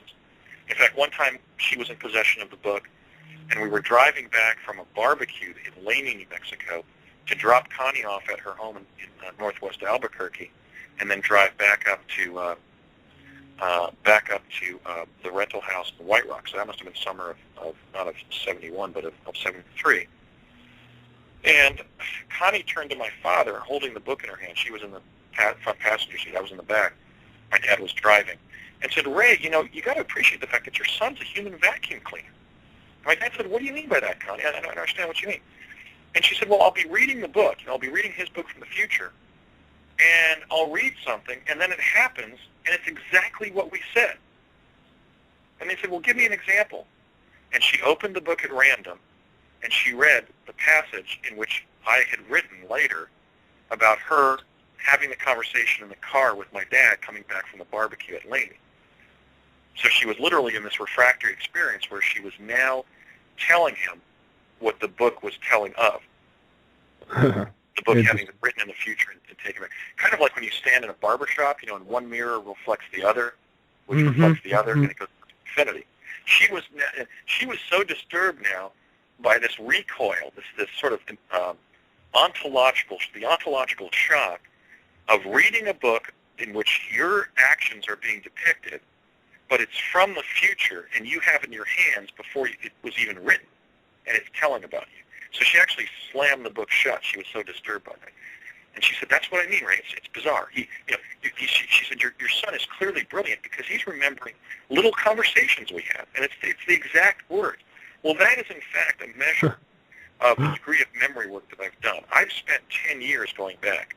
I mean, I've sometimes sat in my writing chair on a Saturday morning and reflected on a certain episode from 9 o'clock to noon, and remembered one additional detail, like so-and-so was at that project location, or that's exactly what Rumsfeld said during the meet and greet, and so forth. I have really worked my memory to allow what actually happened to surface. So, but my point here is that I was immersed in the cult of intelligence. So they weren't particularly happy to learn that one of the kids who was moving through the program and being pushed forward towards the most advanced activities, who also happened to be the youngest son of the CIA's point guy between Parsons and the CIA on teleportation, was now sort of inside their camp, the person who would grow up and spill the beans. So they began sourcing my book. So the first book that I would later write or edit in the future that they were in possession of, Lambermont Weber's book, Exopolitics, Politics, Government, and Law in the Universe. That was the book based on the seminal treatise about exopolitics that Alfred wrote in 2000 and posted on the internet, which is really the real sort of his vade mecum of his thinking about exopolitics, that then was edited by myself in 2005, and he published under his Universe Books imprimatur. That is the definitive book about exopolitics. And Jerry, are you there? I got to. Yeah. Oh yeah. Yeah. Yeah. Good. Gotcha. Yeah. And actually, our chat room is just going wild to hear about Mars. Actually, they seem to. Okay. Well, let me get through the presidents quickly. So basically, there was a discussion at the table there about President Jimmy Carter because Alfred put a quotation by President Carter in the front pages of that book. So Connie said to my dad, when he pulled it out of this black security satchel, I guess from the archive there in New Mexico from which it had been taken, she said, "Who's Jimmy Carter?" Okay, so that's the first time I heard the name of one of the future presidents. There was an incident at lunch that George H.W. Bush and George W. Bush were at, in which George W. Bush was all over that restaurant at the tables where project people were sitting, joking, "Have you heard, my daddy and I are going to be president?" He said that right in front of my face. When he found out what my name was and discerned that I was the son of one of the guys from Parsons, my dad, he got right in front of my face and he said, "Andy, have you heard? My daddy and I are going to be president." So I had this keen image, this vivid image of a George W. Bush at 24, 25 years old telling me that he had just learned that he and his father were going to be president. We had a quiet lunch, but a very convivial lunch with a young Bill Clinton over on the left side of the La Hacienda restaurant, where he was still very thin. I don't even know if he was out of Georgetown at the time. It may have been around the time before he went over and was a Rhodes Scholar over at Oxford in the UK. But it was not even a Bill Clinton who was as hirsute and bearded, let's say, as we see in the pictures of Bill Clinton at Yale Law School. It was a younger Clinton than that. So that must have been, I don't know, 1970, 1971, right as he was transitioning to Oxford. I think he graduated from Georgetown in 69. It may have even been earlier. But we had lunch with this very young Bill Clinton, which he was just saying, "Well, I know you guys are telling me the truth, and I understand who you are in the atomic research community and the defense technical community, but I just really can't believe it." I get up and I say, "Are these guys really, are they really goofing on me here? Am I really going to be president?" And then I say, "Well, they must know. I mean, some of them are the Manhattan Project scientists, so I better believe them." Okay, so Clinton was apprised during that time. There was a lunch in which Richard B. Cheney was brought into lunch, and that was him in the context of him sitting there with all the project people. There was a statement made by Connie Chavez one time when we were at the teleport in Solon, Ohio. If we would jump back and forth between New Jersey and New Mexico, and the teleport tunnel would start to basically weaken, they could detect that, and they would decant us to this grassy area across the intersection from the grounds of the Swagelok headquarters in Solon, Ohio, which actually, coincidentally, I think that's in Dennis Kucinich's district. I've met Dennis, and I want to actually apprise him of what went on in this district so many years ago involving time travel. But we were walking from that grassy area, that park, across the intersection and through the parking lot of Swagelok, because on the right side of Swagelok, which is a big one-story headquarters of their precision pipe fitting factory, over on the right side there was a room with one of the teleport devices that the people at Swagelok were just ignoring our entry into the building. And we would then jump through that to get to New Mexico or get on our way to New Jersey. So we were walking through the parking lot, and I was walking ahead of my dad and Connie Chavez. And she said, "Ray, many people in the project have said that one of our next future presidents is going to be this young man named Bill Clinton. Tell me, is it true?" And my dad said, "Yep, that's what they say." Now, of course, my dad may have already, we may have already been at that lunch with young Bill Clinton. And then, so I didn't learn anything about their prior knowledge of the Ford or Reagan presidencies. But I also know that Barack Obama was apprised of his presidency by age 20, because in a completely serendipitous event, when I was at UCLA at age 20 myself, I'm about a month younger than President Obama, I was introduced to him in the rental house of a white South African anti-apartheid activist who was hosting him as a fellow activist in the anti-apartheid movement, when President Obama was in Los Angeles in the spring or summer of 1982 school break period, visiting his friends, as he put it, hanging out with his friends from Occidental College. And at the end of that conversation, his friend from South Africa said to me, we had started to argue about the impact that corporations would have on political economy during our lifetime. His friend admonished me, "You better be nice to Amanda, because he's going to be president of the United States someday." And I said something flippant like, "Oh, well, maybe we'll both pitch against each other in a World Series." And he said, "No, you don't understand what I'm saying. I'm telling you, we know he's going to be president. He pointed up to President Obama, who was then walking up the staircase in the interior of the rental house, and Barack Obama looked at me and shrugged his mouth, sort of. He kind of made a kind of a haughty gesture with his mouth and shook his head, not in a menacing way, but simply in a kind of a knowing way, telegraphing to me, communicating to me that what his friend was saying was true, that he knew he was affirming the truth of what his friend was saying. So here we have a situation where, in addition to serving in the time-space program at the time of its emergence, I have an historical duty, one that I think sounds in the oath of attorney that I took when I was sworn in as an attorney in the state of Washington in 1996, and that was to uphold the U.S. Constitution. It was not within the contemplation of the framers of the Constitution that something like time travel would emerge that would enable the permanent secret government to know who would be president and vice president in the future and inform those individuals in the present of their political and personal destinies. And I think that has caused a constitutional crisis of substantial magnitude. It means that when the presidents of this generation, namely Clinton, Bush, and Obama, certainly when they announced for the president, they had known for over 20 years that they were going to be president. They had the winner's confidence of the winner. Many people have commented on that, like the presidents Clinton, Bush 43, and Obama were behaving as if they knew they were going to be president, that they were the winner. And people said, well, they were just the most confident individuals. And they ended up being the most capable debaters and campaigners and so forth.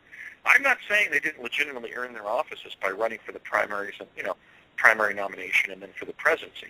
I'm saying that they had a special advantage that is outside of the constitutional schema by which the framers determined and that we've been operating under for over 200 years, which is it should be a spontaneous contest among equally treated contestants. There should not be an inner advantage.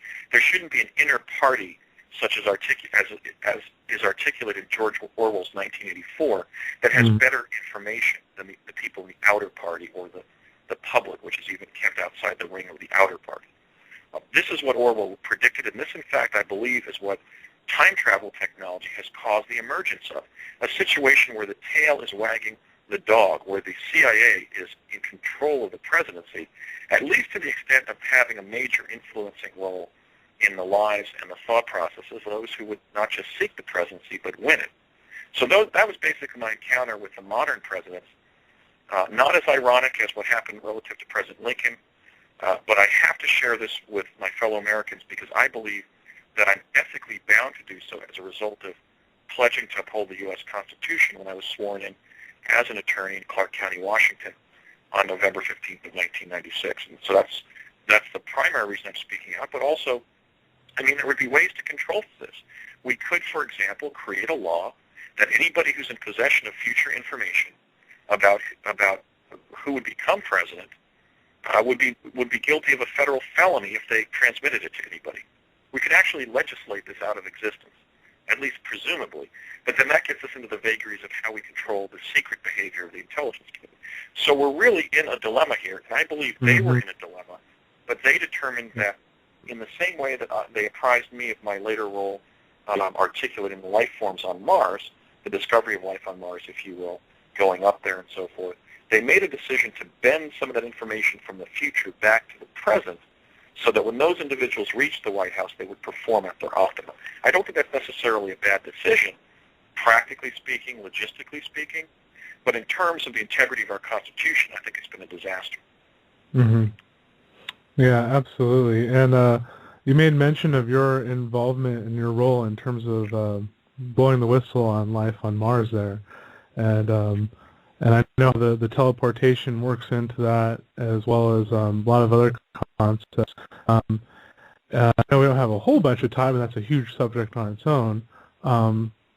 But if you would, I know I have some questions about, like, what's the surface of Mars like? Well, I went up there twice. I talk about my experiences in Project Pegasus. The Mars jumps don't really include that because, Pegasus was a classified research and development program. So when I left in 1972, a lot of the experimentation was already well developed. I then had a very ordinary and happy junior high and high school period in Los Angeles, California, and I was approached in the summer of 1981 by Courtney M. Hunt, not only of the Hunt family, but of the CIA. And the question that he asked me is, do you want to go to Mars? And I had the same trepidation about Mars as I did about the one jump to go see Lincoln give the Gettysburg Address. I wasn't concerned about how I would emotionally respond to what I saw. In the case of Mars, I guess I was concerned that I would teleport somewhere and then my feet would be stuck upside down on another planet, with the Earth above my head somewhere. It was just a kind of a disorienting kind of proposition. It was fascinating to contemplate being on another planet rather than on our home planet. So I initially declined, and then I said, he kept on pressing me and said, well, look, give me the answer I want to hear, basically. He ultimately ended up saying, you don't have a choice. I'm really just asking you so you say yes because you're going. And I said, why do I have to go? And he said, because the survival of human life depends on it. And I said, really? And he said, yes. And I never really stopped to ask him, do you mean in a general sense that young people have to be willing to become chrononauts and go off planet, just as the astronauts have been? Or do you mean that there's something about my destiny that there's some kind of intrinsic, chain in the great chain of being that needs to be edified by me now going to Mars?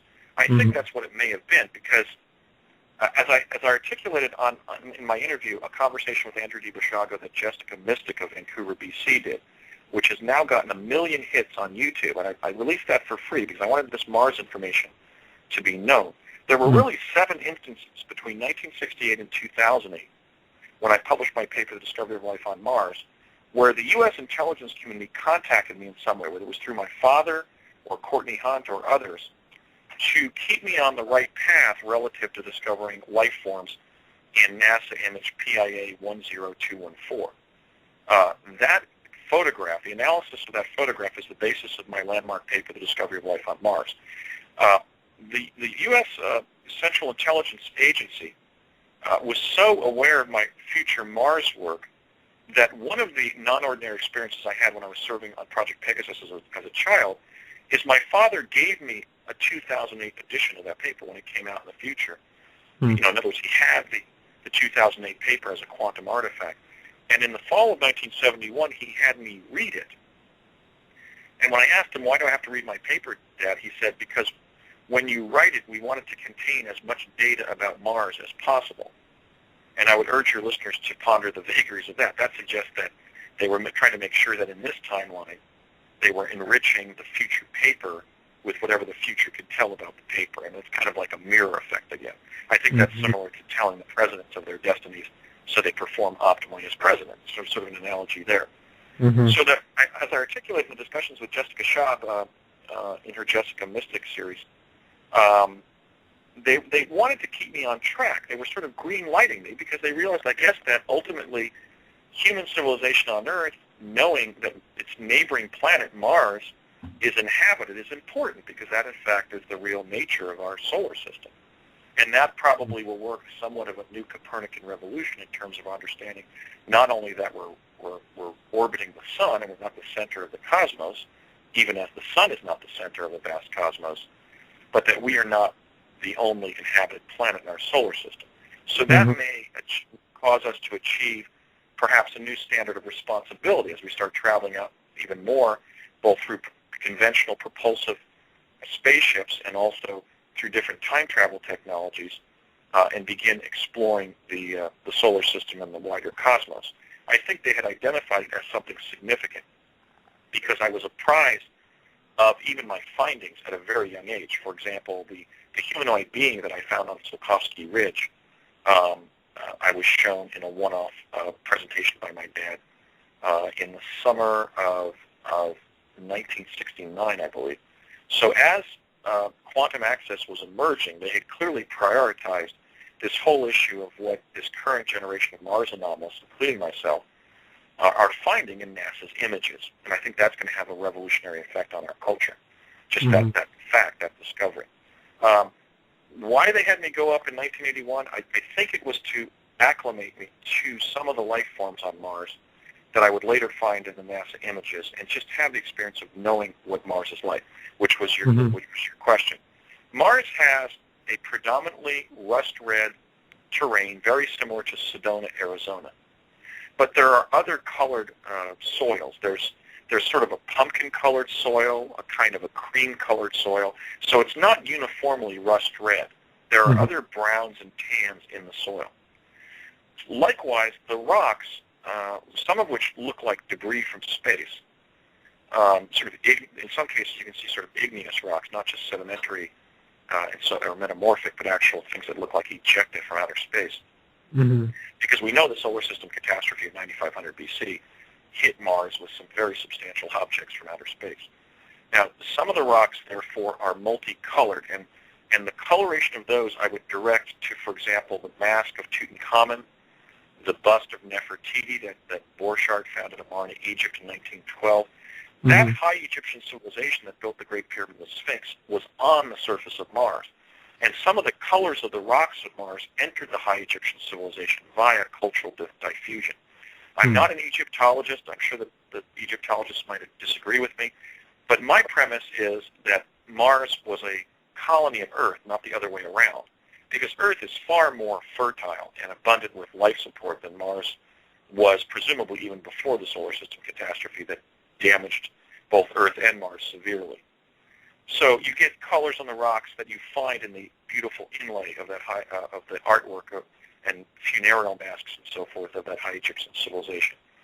Colors like a kind of a turquoise blue, a kind of a cerulean or dark navy blue that's very beautiful, a kind of a blood red or pomegranate color, a very beautiful lime green or light lime green that I've identified as sort of like tropical frog, light green, different colors of turquoise, and a kind of a drab red, kind of a blood red. And these kind of colors that you see they were actually sort of showing, I think, part of the Martian leadership class potentially in their artwork.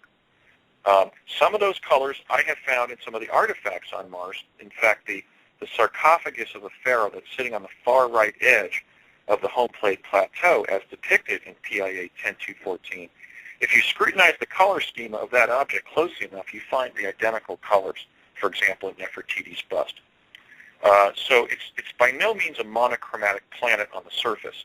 It is, however, primarily denuded of vegetation.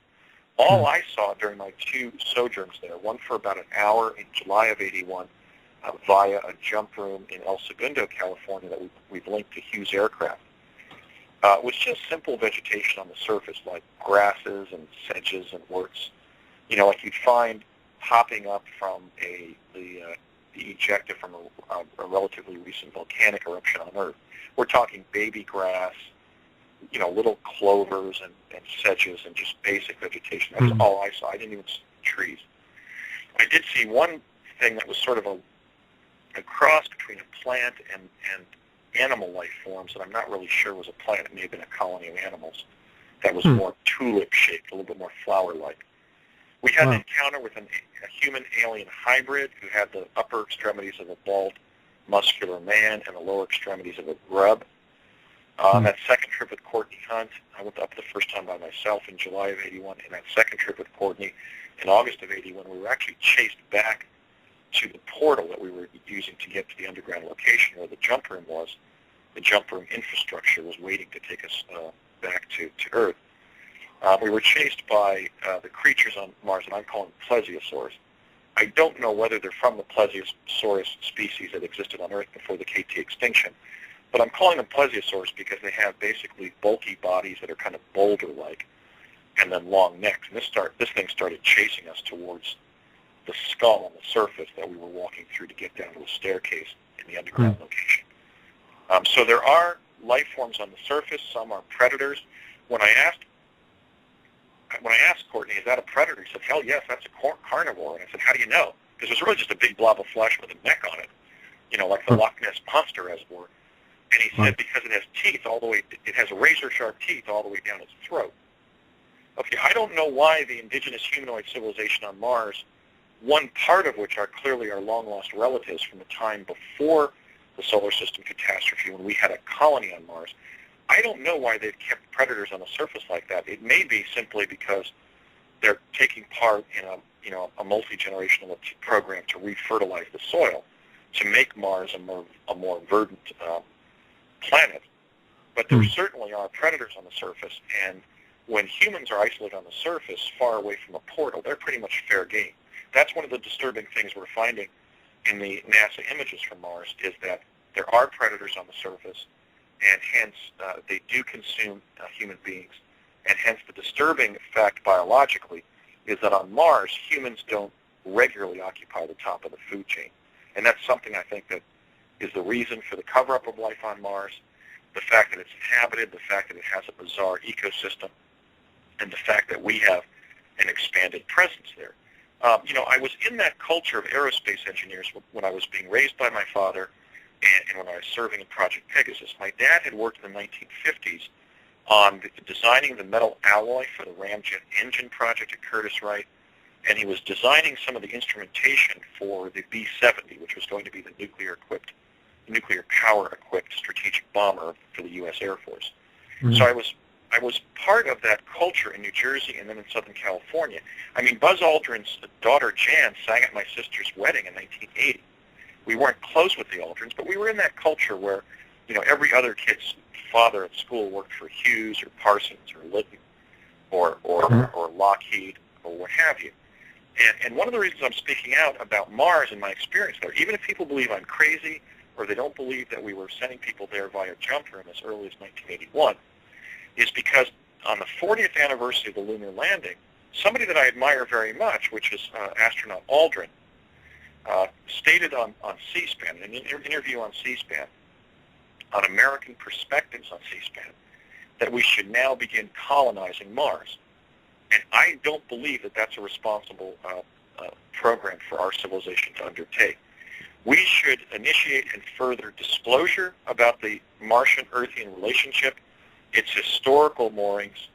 We should begin drafting studies of the fragility of the sere desert landscape of Mars with its very vulnerable animal and vegetable species, and really draft, I believe, a Mars protection treaty under the UN to really decide as a civilization how we should engage Mars in a more extensive way. Because if we don't do that, I think we're going to fail our major, essentially, first test of our cosmic citizenship, which is how do we interact responsibly as responsible cosmic citizens with a neighboring planet that is indeed an inhabited planet. So I'm speaking out because I believe that Buzz Aldrin's position, which has also been voiced by individuals like Richard C. Hoagland, who are Mars experts, at a level that clearly I'm still emerging as one, is an irresponsible position. I think that we should really extend the precautionary principle of international environmental law to Mars, not only because it's inhabited and has unique animal and plant species, but because it's our neighboring planet and a fragile ecosystem. Yeah, definitely. That's that's an interesting point concerning Mars and why the disclosure of inhabitants over there isn't happening, because I think that probably would concern a lot of people in a lot of ways that would be irrational concerning what our attitude towards Mars should be at that point. So I think your idea of having, treating it like a preserve is a great idea. Well, I mean, we wouldn't think it would be a great thing if we would, build condominium projects in the Anza-Borrega Desert east of San Diego. I mean, what's the point? In Ian McHarg's environmental doctrine, the brilliant environmental planning methodology that Ian McHarg, the great Scottish geographer, evolved in the 1970s, he wrote a book called Design with Nature. And the idea behind that school of environmental planning that I espouse as somebody who has been engaged in urban planning, I have 2 master's degrees in the field, you want to design human settlements in the areas of nature that are least costly to nature, because that way you preserve the biological integrity, the amenity value, and the resource base, and clearly the biodiversity of those parts of a planet that are most naturally abundant with life, plant and animal life, and with things like the ability to recharge ecosystems, to provide resources, to provide fresh air, fresh water. Now, in the case of Mars, unlike Earth, the entire planet is a large inhabited desert, and therefore it's a sensitive area. It's an area that inherently deserves preservation-based environmental protection. And so that's the problem. So we can't look to Mars as conquerors or colonists. We have to look to Mars as conservationists. Because what's on the surface, both in terms of the ancient artifacts that stem to antiquity and the time before and during the solar system catastrophe, and then the way in which the current ecosystem is in some sustainable balance now, may hold important clues to events that have occurred in our solar system that could currently jeopardize Earth, as was shown in a brilliant book by Graham Hancock called The Mars Mystery.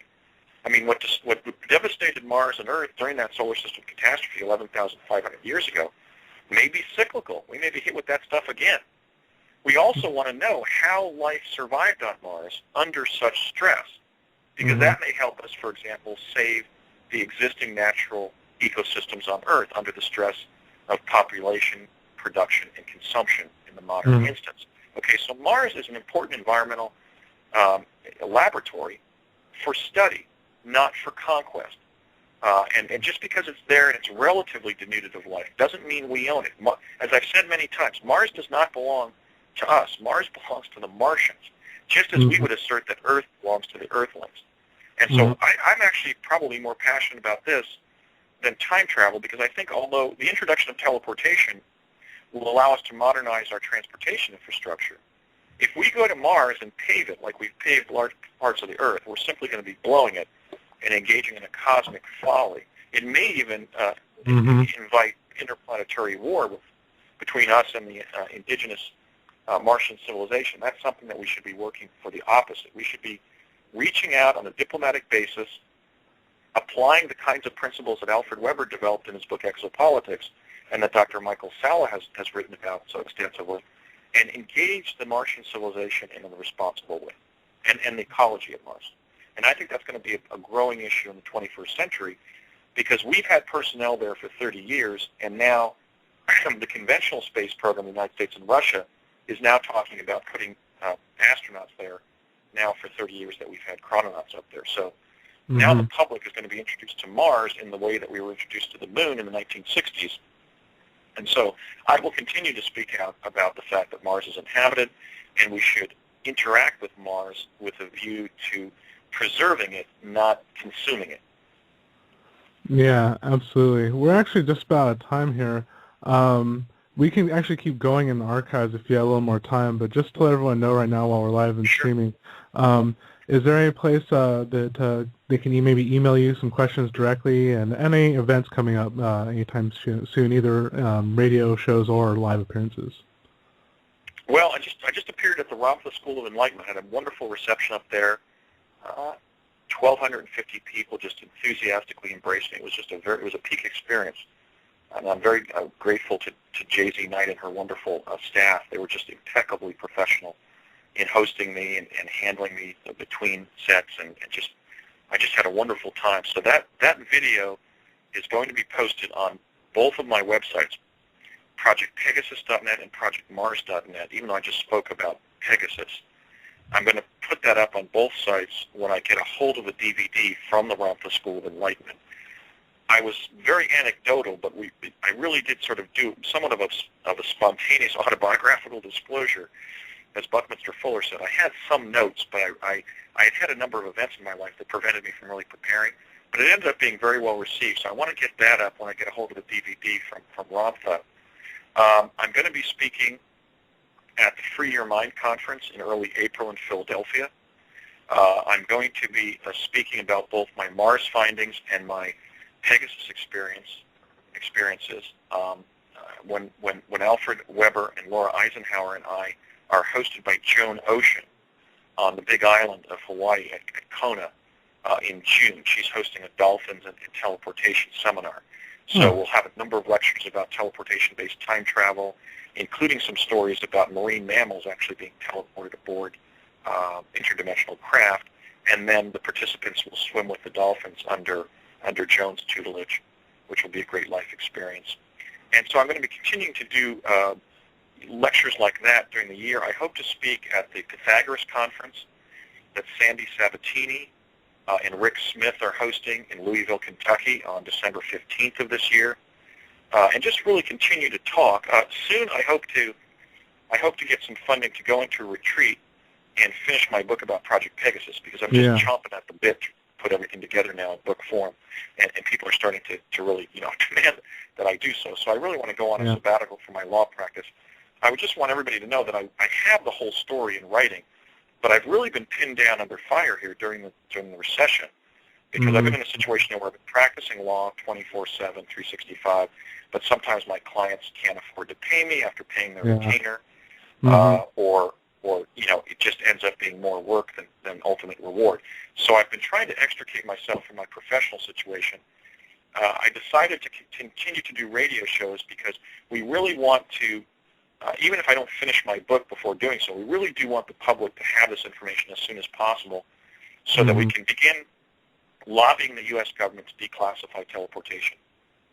Yeah, definitely. I mean, I have been following your work and watched the entirety of your interview with Jessica Schaub, and I think it's awesome that you brought up the point of the conservationist sort of movement, you can say, of Mars starting now. I mean, I totally agree with you that that is going to be the big issue, and I can understand why you're so passionate about it too. And so all of this, I mean, all the information obviously concerning the teleportation, the time travel, and especially in relation to Mars, because that is really going to be, to me, is what I'm seeing is one of our first tests as a spacefaring race, to be able to at least tend to a planet and not just totally destroy it. Like go somewhere and just be like, it's good. I agree. And if we look at the behavior of the extraterrestrial and interdimensional species or peoples that have visited us, my position is, I mean, some people violently disagree with this position, but mine is that in the main, the vast corpus of information that modern ufology has collected has showed that the visitors have primarily upheld the prime directive and not interfered with our civilization. And by that I mean, for example, the absence of mass sighting events. Sure, they've contacted individuals. Sure, it looks like biomedical examinations have been performed on people against their will. At the same time, there's clearly been a pattern of secret alien liaison or extraterrestrial liaison with world governments, especially the United States. But they haven't provoked fear or the alteration of our basic culture by, for example, appearing over Washington, D.C., except in 1952. But they haven't appeared over major cities like they do in a film like Independence Day and actually entered the news cycle in that way. And I think that's intentional. And I think doing that so that we're permitted to maintain our inherent timeline. Let me just say that there's really just kind of in closing out on the first 2 hours, there's really two futures that now confront us regarding time travel and its positive and negative implications. And I think that I'll use basically teleportation and chronovision as the examples. Clearly, the positive application of teleportation will be to enable us to live in a world where you could jump through a teleport at Grand Central Teleport in New York City and pop out at Union Teleport in Los Angeles several seconds later, literally surviving on the air that we push into the tunnel, which we were doing. We were only surviving on the small gulps of air that we were physically pushing in front of our chest and so forth when we jumped through the device in New Jersey. So that's a world where we'll be able to reclaim greater and greater amounts of land that's dedicated to things like airports. I mean, urban planners never talk about the fact that when you look at a map of a city, you may have 10% of the land area of that city dedicated to the airport. Yeah. And sometimes a wetland has been covered over, a forest has been cut down, a bay has been filled in artificially because of where they want the planes to come in and so forth. But transportation by planes, trains, and automobiles is incredibly land-intensive and incredibly polluting. We could have lived in a much more of a garden existence on the urban level, in terms of the synergy between the built and the natural environment from 1970 if teleportation had not been kept secret. Yeah. If it's too dangerous for humans, if the medical side effect issues rear their ugly head, then at least we can put non-magnetic goods through teleports to take a lot of those 16-wheelers off of our freeways. Yeah. 16-wheelers that kill a lot of people when they get out of control. They pop a tire and they kill somebody when they fall over on a Volkswagen or whatever. Okay. Even just efficiency. I mean, just general teleportation to optimize transportation. Mm-hmm. Yeah, on the absolutely. negative side, if it's kept secret, it's simply going to be weaponized, and it will continue to be available as a secret weapon in the permanent warfare economy that's emerged over the last 40 years. Mm-hmm. So I see preventing the continued secrecy of teleportation as an important peace issue, that if we can apply teleportation for the cause of peace, we may very well end up preventing wars that will emerge as a result of resource competition to maintain the old, obsolete, fuel-intensive, energy-intensive infrastructure. Now, there's also a positive and negative component regarding chronovision and the other, the technical remote viewing devices. On the positive side, I mentioned how, we'd be able to take school children to museums and libraries where they could see holograms of past events. I mean, how cool would that be? Yeah. That would clearly spark a revolution in human understanding of the past and in education. Oh, yeah. Many children would become scientists who would otherwise not apply themselves in science if they saw how advanced science can really be, how fascinating, the fascinating evidence that the scientific method can generate. And then on the negative side, if we don't declassify or at least disclose the chronovision technology so the general public is aware of its existence, chronovision may be used as the surveillance technology in the 24-hour surveillance state that would be implemented by a police state. We're starting to see some of the elements of a police state being brought down around us. For example, we have to undress just to get aboard a commercial airplane. Mm-hmm. When we're stopped during a minor traffic stop and not just arrested, but have the hell beaten out of us by a bad cop. Yeah. I was recently a witness to a federal tort claim against a police officer who had 33 former citizens' complaints for the excessive use of force and had put 8 citizens of Portland, Oregon in the hospital in 2004. And the federal judge who was presiding over that case ruled that evidence couldn't come in because it was more prejudicial than probative. Okay, so we're starting to see the emergence of a police state, both on the level of surveillance and of police abuse of the citizenry in an entirely anti-American, anti-constitutional way. And so I'm speaking out about chronovision because we don't want the government surveilling our private conduct at all, absent a search warrant and a public process in front of a magistrate so that the public knows that search warrant exists. In other words, we don't want a permanent secret government, an inside party, as it were, in possession of remote viewing technology that can be abused to violate our privacy. Mm-hmm. And yet that is what President George W. Bush tasked Admiral John Poindexter to create under the Total Information Awareness Program that was going to be established under DARPA. Chronovision gives the U.S. government secretly, potentially, total information awareness. They can see what you were doing in your bedroom or bathroom not only in real time behind closed doors and walls, but what you were doing in your bedroom or bathroom 5 years ago and what you might be doing privately 5 years from now.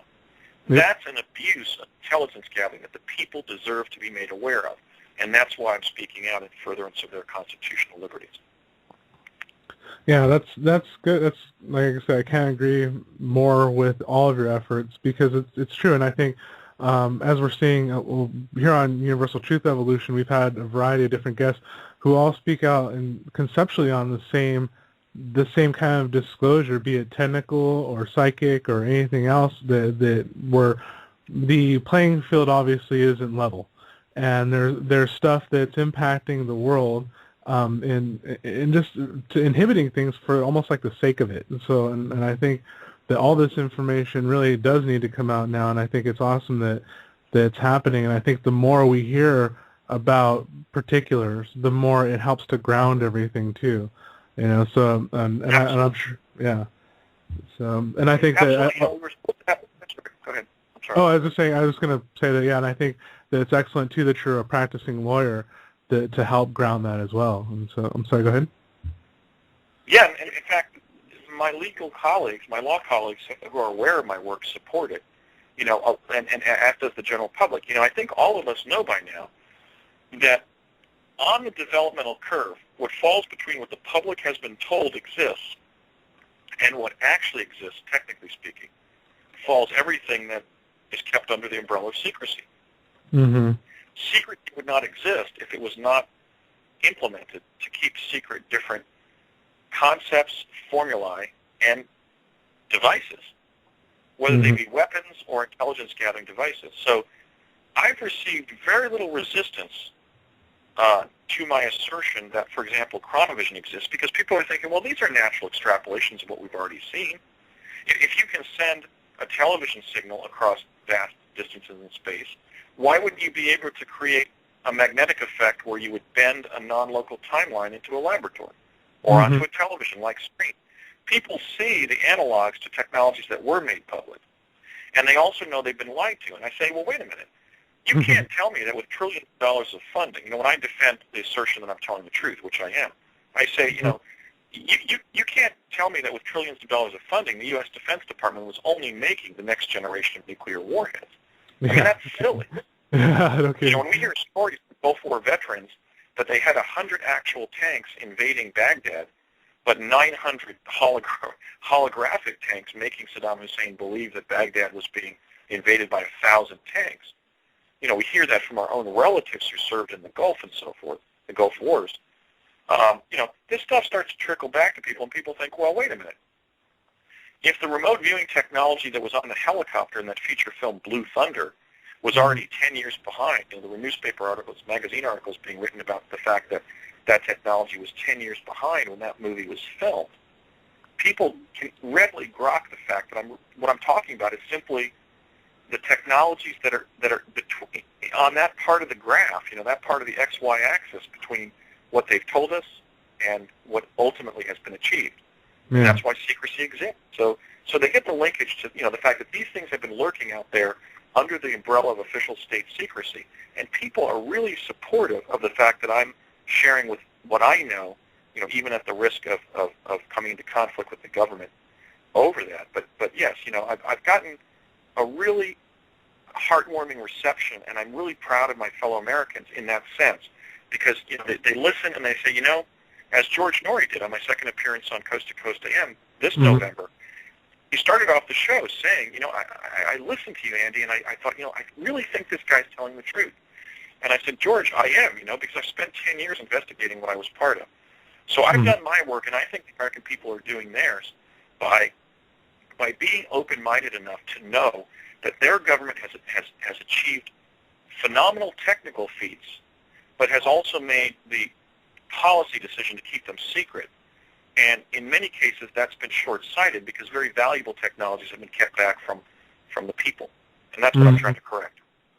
Yeah, absolutely. And then as we see, the implications just are everywhere, from economics to transportation to agriculture to it's like how the illustration that you made of having holographic glimpses into time makes history way more interesting to a lot of kids. So this is all stuff that and I think that that was when I saw that article that I was mentioning earlier this morning. It really kind of it frustrated me because people, they talk about overpopulation, but then as you're talking about just Mars being a hostile place, it's like, even to do altruistic work, it's treacherous. We're going to need people to go and do this kind of thing and go out to other places and check things out. So we actually technically need more people than what we have currently. So to be doing much... Yes, you're right. We need more. We need more astronauts and chrononauts, and one of the reasons that teleportation is going to be so significant is its relative low cost. Yes, so we're going to need more explorers of the cosmos. I'm totally pro-exploration. I mean, I had the cosmic privilege of being one of humanity's original time-space explorers, and I try to put that in perspective. I'm totally pro-exploration, but I think in engaging a third planet like Mars, we should do the right thing environmentally and not view it just as a place. Yeah, absolutely. I think that I've had these conversations with other people too concerning extraterrestrial involvement, and how it does seem that there is that whole prime directive, hands-off, general kind of approach, that there's a balance. And so I feel that even when we get to this point where that's happening, obviously there's interest that they have in relation to the interest that we're doing, and they're not there. Then it gets into exopolitics. And so there's going to be more push-pull than I think than just, even if someone like Rumsfeld's like, you know what, let's go ahead and glass them, motherfucker. It's like, no, it's just, I'm sure there's going to be extraterrestrials who are going to say, you know what, I don't think that's a good idea because we're doing blah on here. You know what I mean? There's probably going to be more to it than that, too. So I think preparing our minds for that, kind of exploration where it is truly just for knowledge and expansion of awareness is really where we have to put our minds, really, in general, because everything has been orientated towards military applications and and all that. NASA is a military organization. Mm-hmm.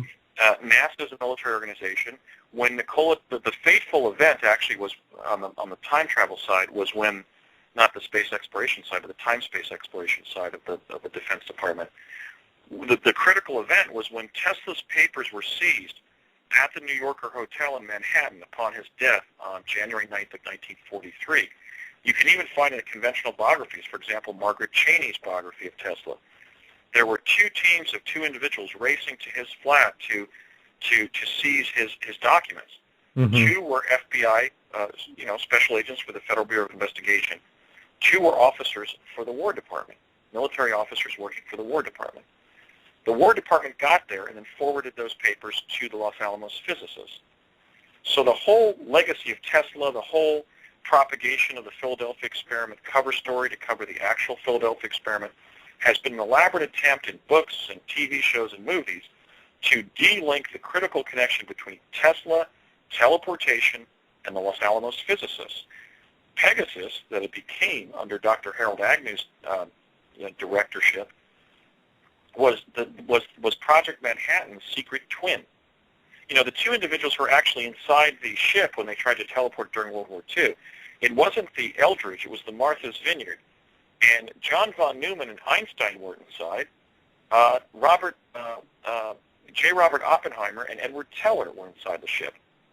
So time travel emerged in a discrete scientific community within the U.S. society, and that is the atomic research community centered in New Mexico and centered in the atomic bomb project. And that's what they've been concealing. I not only met Dr. Agnew, who was one of the principal atomic scientists from the Manhattan Project. I met Dr. Teller when he was trying to repair one of the chronovisors during one of those summers we spent in New Mexico. He was just swearing. He was frustrated that he couldn't get it to work. He wasn't even generating the hologram. And I was standing next to my father in the hallway at the Los Alamos National Labs when he explained to the Manhattan Project physicist Emilio Segre that we were in New Mexico and at the Los Alamos Labs that day on, as my dad put it, a teleportation project based at Sandia. So this is a major part of U.S. technical history that needs to be illuminated. The fact that group of physicists not only achieved the development of the atomic bomb, but also developed the practical time travel. So that 25 years later, in that conversation between my dad and Harold Agnew, my dad said, "Have you tried it yet?" Namely, "Have you teleported yet?" And Agnew said, "No, but I want to." So 25 years after Tesla's death, it had been reduced to practice as a practical teleporter, and they were even starting to teleport children. And I was certainly the first American child, although they had previously used some orphans from Latin America that they brought up to be participants in some of these defense projects. And that's a human rights aspect of the story that I'm also sharing.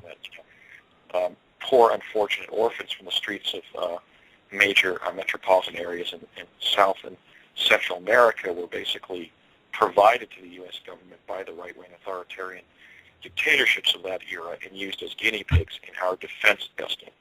Mm-hmm. And that's constant disclosures that Captain Ernest Garcia made about the abuse of the Yanomamo Indians in Central America in the germ and biowarfare experimentation. So, I am a whistleblower. Innocent people were harmed. Children were used in a way that was where they were involved in new, dangerous, and experimental activity.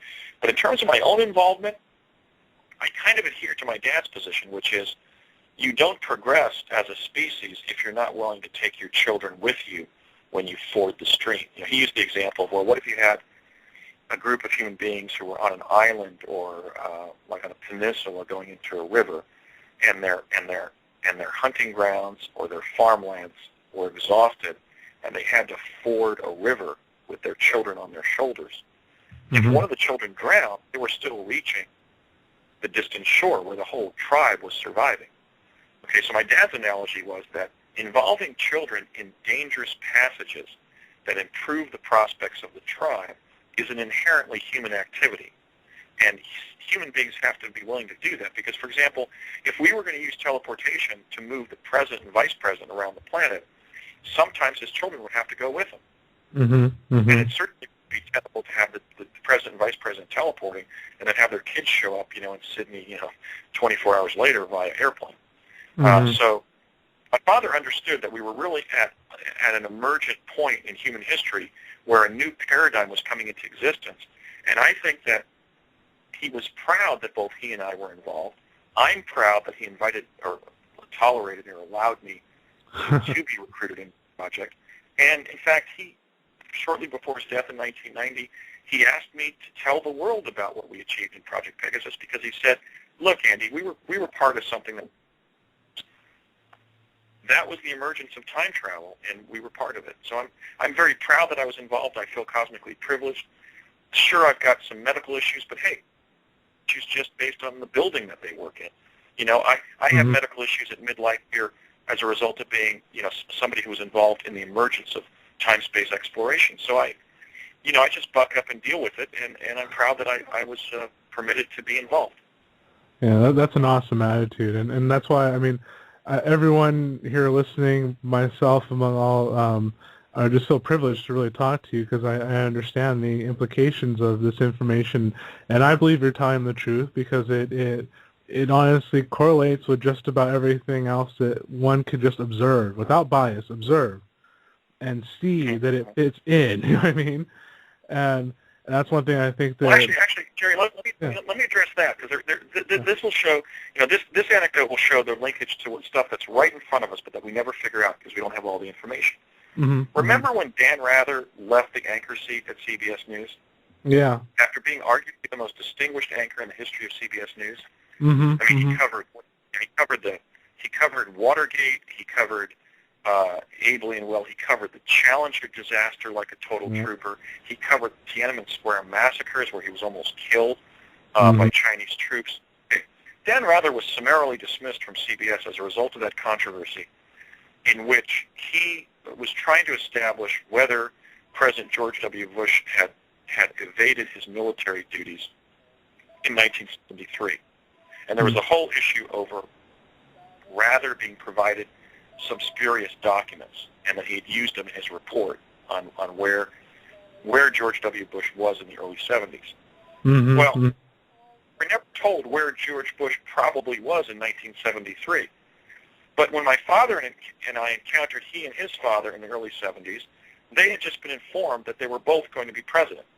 So presumably, George Bush was then soon put through some kind of training program relative to the presidency.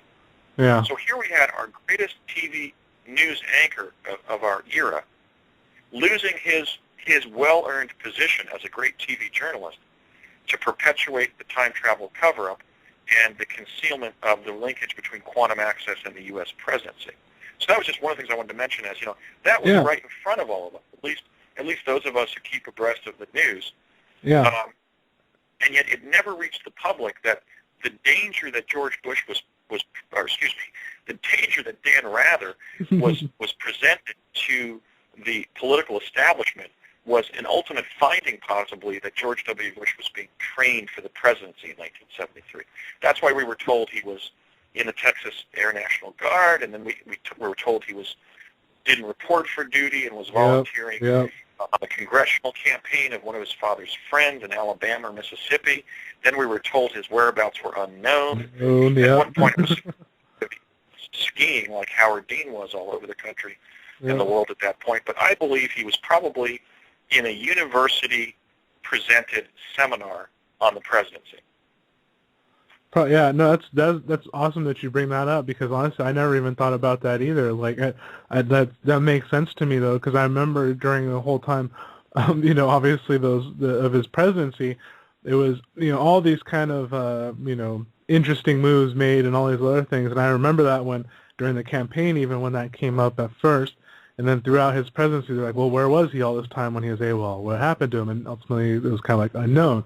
This makes sense, though, in relation to society, that sort of society and how they would function, and even how, Aaron McCollum, who helped start the Universal Truth Evolution, how he said about being in the Coast Guard, but then he would be sent off to other ops, like to kind of cover up what the other stuff that was going on.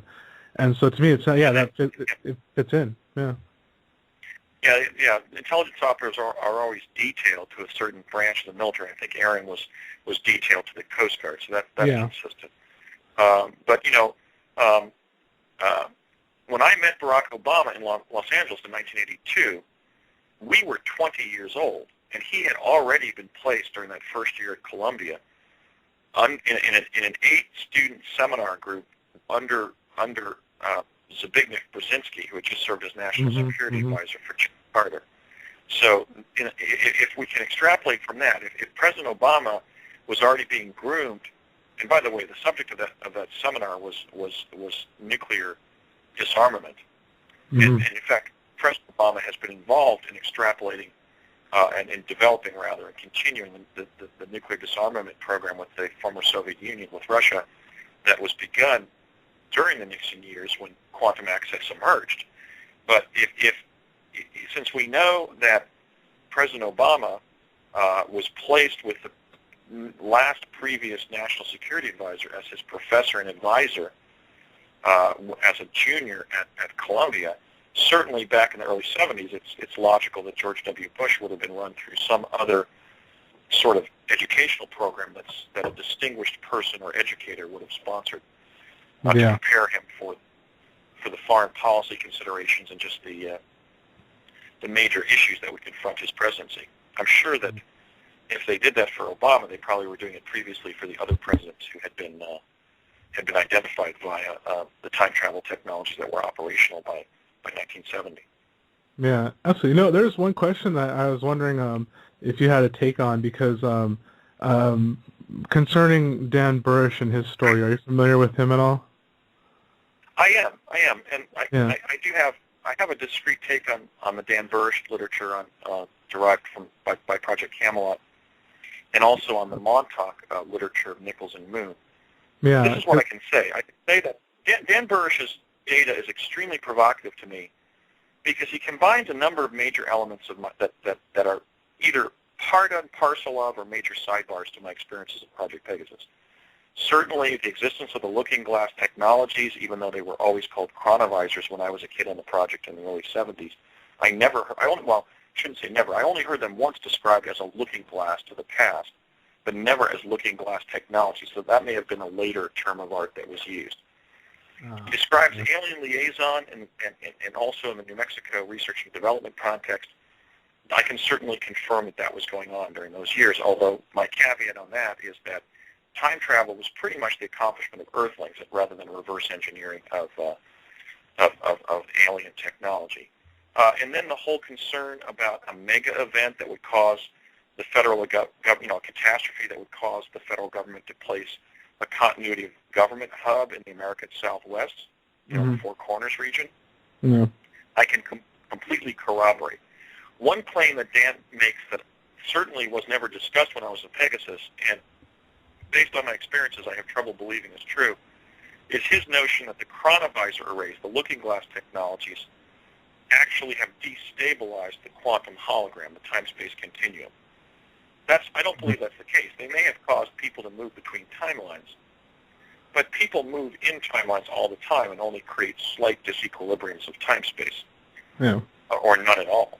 I believe that the most destructive to the time-space continuum are atomic weapons, and we should be talking about banning atomic explosions because they tear the physical substrates of the time-space continuum. Yeah, setting up a local chronovisor where you're lensing a non-local event into the room may be as harmless as turning on a television set. I simply don't believe it was creating the gross catastrophic effects that he reports. Yeah, I don't know what to make of his connection between extraterrestrial liaison in the classified research realm and time travel, what it seems to do is perpetuate the Tesla cover-up, the Philadelphia experiment cover story that delinks Tesla, teleportation, and Los Alamos physicists by ascribing the chronovisors and the teleporters to extraterrestrials. So I vehemently oppose those aspects of the story. In the case of the Project Montauk books authored by Preston Nichols and Peter Moon, that subject comes up a lot because their writing about that topic goes back to the early 90s.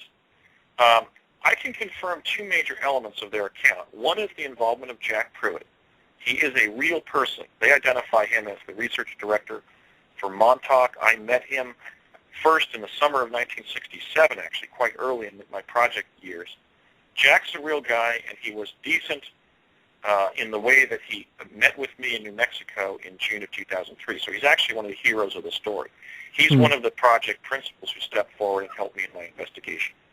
And I'm so sorry that his son has died as a result of complications from the project, presumably. But Jack and my father and Courtney Hunt and a couple of people aligned with the intelligence community, when people read my book, they're going to see that they're much bigger heroes than they would think at this time. Jack was certainly one of them because he stepped forward at risk of his own life to brief me on some of the consequences of having been involved in the project. I can also state that the Montauk chair exists because I took, I don't know, maybe about 100 probes to my own subjective future between spring of 1970 and summer of 1972 in the Montauk chair. The Montauk chair is a magnetic transducer that bumps you forward in time so you directly experience a moment in your own subjective future.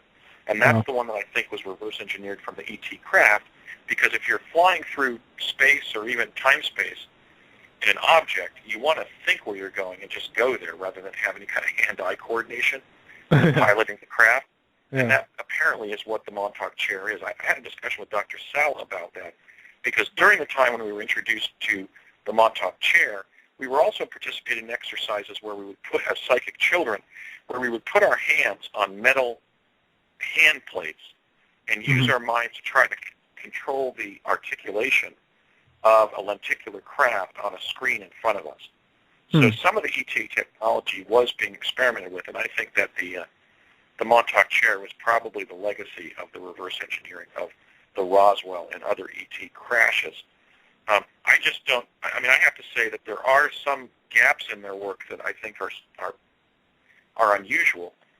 One is that they don't mention Project Pegasus. They don't talk about how more advanced things were going on 15 years earlier, because, of course, the developmental timeline for Montauk was the early 80s, but the inception of the quantum access technologies that were being researched and developed by Project Pegasus was the mid-1960s. So we started 15 years earlier with more advanced technology.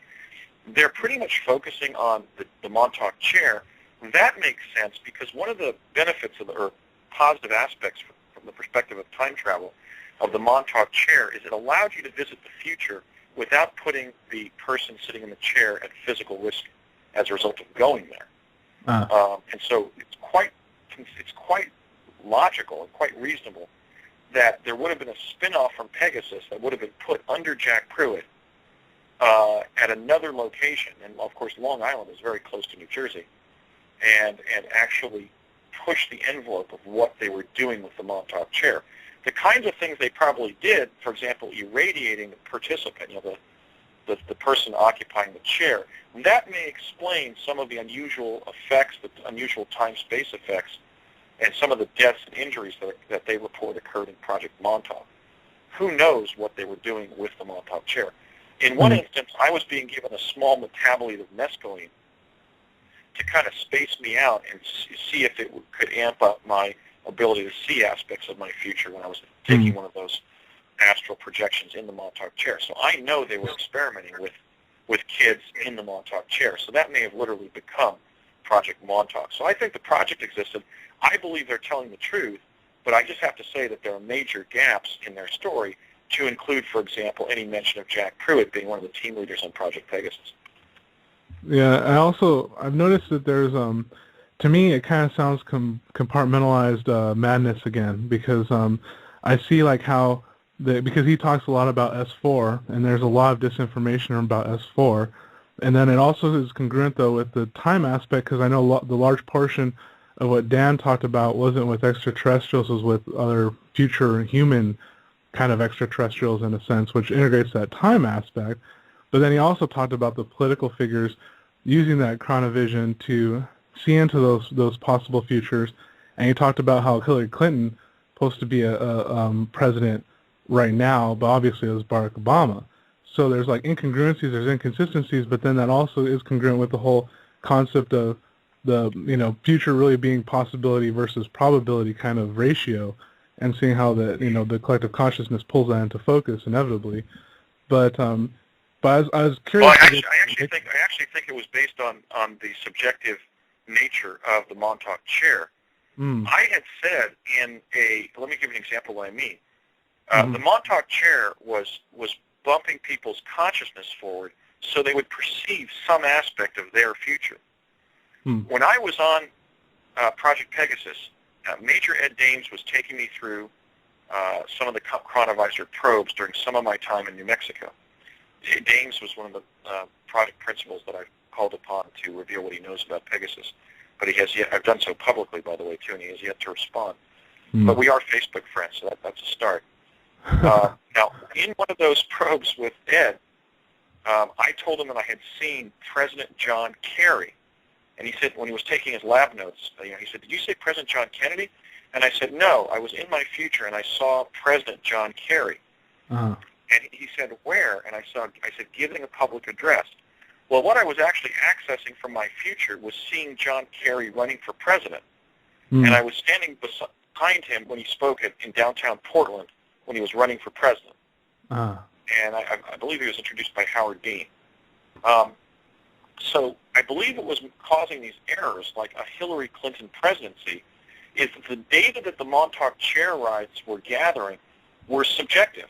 So somebody, for example, could have seen Hillary Clinton in the 2008 presidential debates and concluded that she was president. But it may have said, they may have seen a television set of the debate when they in the Montauk chair from their own actual subjective future, and seen, Senator Hillary Hillary R. Clinton, and then seen, Democratic presidential debate below that on the screen, and then simply conflated those elements and then told the people debriefing them that they saw somebody named Hillary R. Clinton as president of the United States rather than as a presidential candidate. I think that goes to the actual form of quantum access that the Montauk chair was allowing. It was subjective. So, for example, when I gave my first talk about Pegasus in 2004, I basically joked to the attendees, and I said, so those of you who are Democrats like me, you'll be happy to know that John Kerry wins the presidency. Well, that was based on me telling Ed Dames that I saw President John Kerry, but when I look back on what I had seen during that Montauk chair-based probe to the future, it wasn't John F. Kerry being sworn in or giving the State of the Union address or appearing at a presidential press conference. It was the real-time images of seeing him outdoors with Howard Dean electioneering in Portland, Oregon when he was running for president. So that may explain some of the discrepancies. Because remember, the Montauk chair boosts you to your own subjective timeline. So it was highly reliable on a linear basis, unlike, let's say, the chronovisors, which were taking slices of adjacent timelines. The Montauk chair, for the most part, was directing people to their actual future. So, for example, many of the things I saw during my Montauk chair rides have since happened. I even gave one of my brothers the name of his wife 8 years before he met her. He doesn't remember it. I do, because I told the lady from DARPA what the name of one of my sister-in-laws from the future was and described her. So, it basically was allowing people to gather personal data, and then the lady from DARPA, the psychologist, would then try to get you to sort of scan the environment, the personal environment that you were sent to derive other information. Well, there was a newspaper on the coffee. What was the headline? That type of thing. The president was talking to tell him, who was it, so forth. So the Montauk chair was highly subjective, but also highly reliable. And I think what colored the accounts and seemed to skew them and make them seem like alternate timelines were involved was the fact that people were misinterpreting what they were seeing of their own future. That makes sense. That actually does make a lot of sense, and once again is congruent with a lot of the information in other projects where you see that at one point subjectivity becomes an issue, I would guess, my own postulation, having to deal with just the quantum mechanic aspect of our reality here of that unknown, factor. But yeah, that makes a lot of sense. And one of the questions I did have though too is that are you in contact with any other participants in Project Pegasus? Well, I've sought out the adult participants. I've spoken with Dr. Harold Agnew. When I initially called him in 2000, he stated that I was mistaken, that the teleportation project wasn't based at Lano. And then he said it was at one of the other labs in New Mexico, so keep looking, which was, of course, Sandia. I spoke with the then director of DARPA, Dr. Stephen J. Lukasik, and he remembered that there was a project title named Pegasus, and he thought it involved lasers. But, of course, as the director of DARPA, he would have had hundreds of projects coming over his desk during those years. But he did state that they were working with children during those years and that they were doing so to basically involve bright children in Cold War-related defense research and development activities, so they would become scientists and engineers for the Defense Department. I spoke with Cliff Harris, the climatologist, after I was forwarded to him through a favor that I would salute Robert Felix, the Ice Age theorist, for opening up for me. Cliff remembered that when he was working with Dr. Ivan Browning, the Director of Science and Technology for the CIA, in the early 70s, everything I'm talking about, Ivan told him. So yes, that's hearsay in a court of law, but that's valid social science evidence at the level of public policy and social science. I tried to meet with Dr. Sterling Colgate several times in New Mexico, but he rebuffed my advances. He's certainly someone who could confirm the existence of the project. I met with a CIA representative during my first fact-finding trip. I met with Jack Pruitt, and he discussed the medical consequences. I met surreptitiously with Governor Bill Richardson at the old car show in Chama, New Mexico in June of 2003, and he explained why he supported my investigation but couldn't help me publicly. I have spoken with, at that time I spoke with a representative of the Executive Office of the White House who told me that if I didn't cease and desist my investigation and talking and writing about the technologies involved, that the Bush administration couldn't guarantee my survival. And I also reached out to the children who were in the learning lab in New Jersey. Now, one of the problems with trying to establish the validation of your memories of these types of projects with other participants is everybody's going through the program on a kind of a planned matrix in a different way. So, for example, some of the children, well, all of the children I remembered being in the learning lab, and it was like 6 or 7, confirmed different aspects of my memory of the quantum access stuff that went on in the learning lab. For example, the Montauk chair being present. But when it got to the point where I was trying to take them to remember that we had done stuff off campus, they were generally not overcoming their brainwashing. So, for example, I would have a discussion like that on a Saturday morning, and then the next Saturday morning when I called them, they would not only not remember that what I was talking about regarding the project, but they would not remember not even talking to me. So there were some very weird epistemological reactions from the co-participants. One of them, I was successful. Pardon me. I was successfully getting to remember the teleporting, and he said, "Oh God, you're making me remember this after all these years. It's been blocked." And then he panicked and hung up the phone. So I received enough corroboration from my interviews with my co-participants in the learning lab in New Jersey, some of whom I can place in New Mexico and some of the other project locations, to know that I was remembering something that had actually happened and that it involved not just psi testing and training, but time travel. And I'll describe that in my book. But they weren't perfect informants, but they were substantial enough in what they shared to show that we went far beyond parapsychology and were involved in and exposed to time travel technology. Very interesting, very interesting. Because that's the other thing too, is that whistleblowers such as yourself kind of paving the way, and it really does help to open up more channels for those in different projects as well, and corroborate piece by piece. So it's and obviously and that really was more of a personal question, because it's kind of like, I know things like that, obviously you'll be able to find out information that other people just won't come forward with and such, because I'm sure a lot of them weren't too eager to kind of step into that whistleblower shoes either. So right now, one thing I found out about Santa Fe, I was informed by a college professor who was liaising to the CIA and the ONI for me, is that they knew I was telling the truth about the teleportation to Santa Fe. Well, the term chronovaser came up in their literature, so they were able to search chrono. When they tried to explore whether I was telling the truth regarding Santa Fe being kind of like the time-space depot where they kept on sending teleportees, of course, my field investigation would turn up people who in the early 70s heard stories about kids suddenly popping into view in the state capitol complex.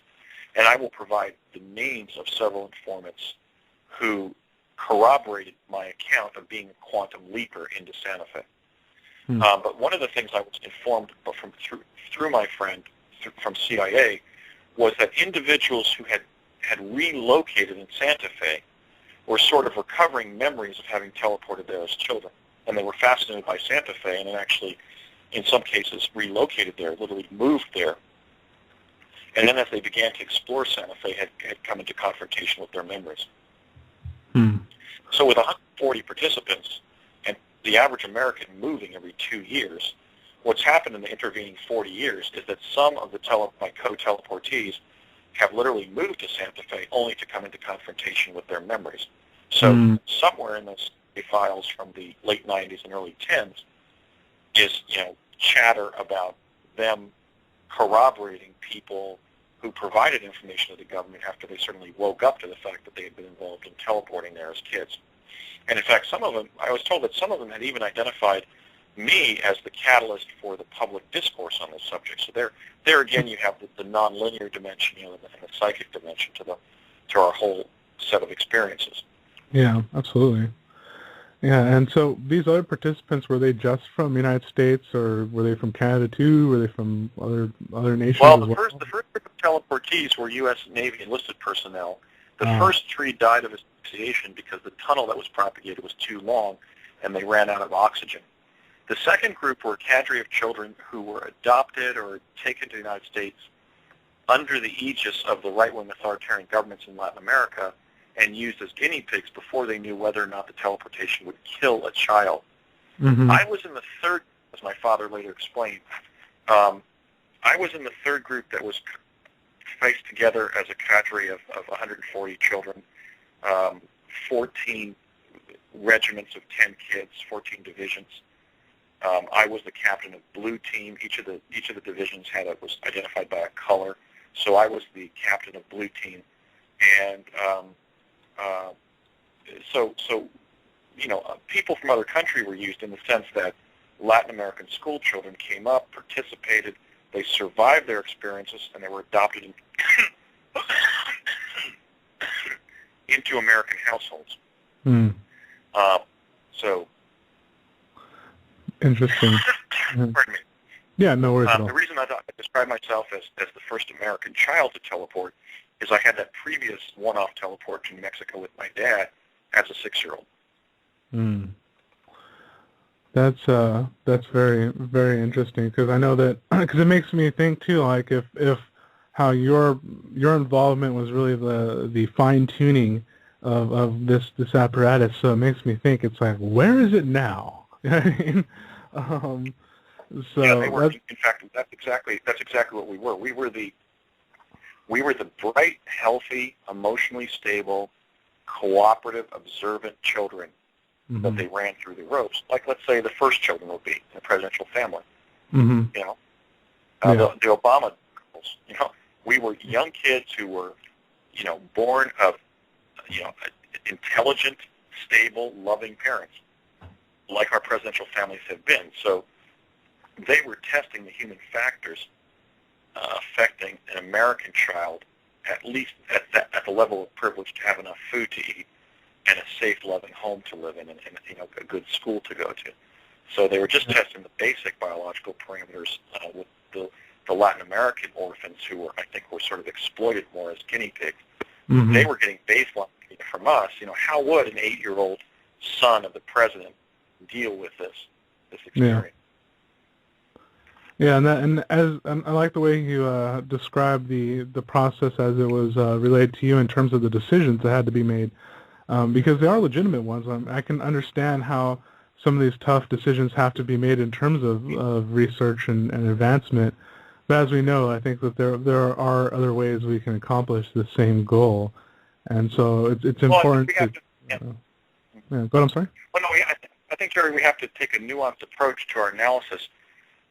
People serving in government are fellow Americans like us, right? So if we can assume arguendo that if given their positions of decision-making, we might reach similar decisions, we should be somewhat cautious about judging them too harshly historically. Exactly. Yes. I think it's clear that they were under the unique circumstances of the Cold War, a Cold War being carried out vis-a-vis the former Soviet Union, with the wild card being who these extraterrestrials were and what they wanted, where they were from, what they were, and why they were visiting Earth. So there was a great deal of tension inside the defense technical community to furnish the U.S. government with technical capabilities that would allow us to survive. So I don't think that was a mistake. I don't think it was a mistake, for example, to keep it secret after World War II.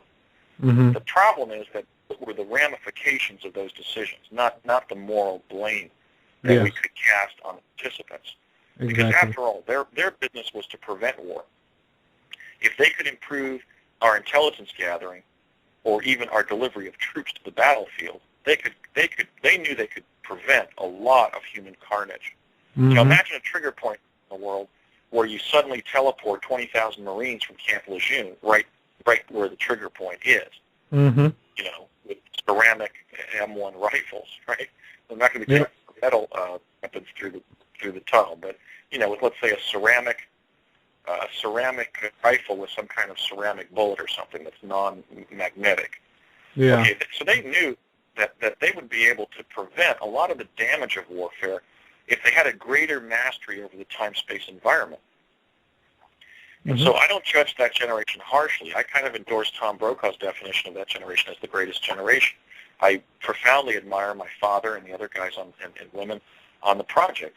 The problem is that over time, because it's remained secret, we haven't been able to ponder the ramifications of the decision to make these technologies secret, and therefore we haven't been able to apply them in a more nuanced, intelligent way in the present to advantage humans on Earth. And that's the task for our generation. If theirs was survival and peace in the nuclear age, ours is going to have to be prosperity and sustainability in the time-space age. That's a good way to put it. I think that has never been really framed as well in that sense.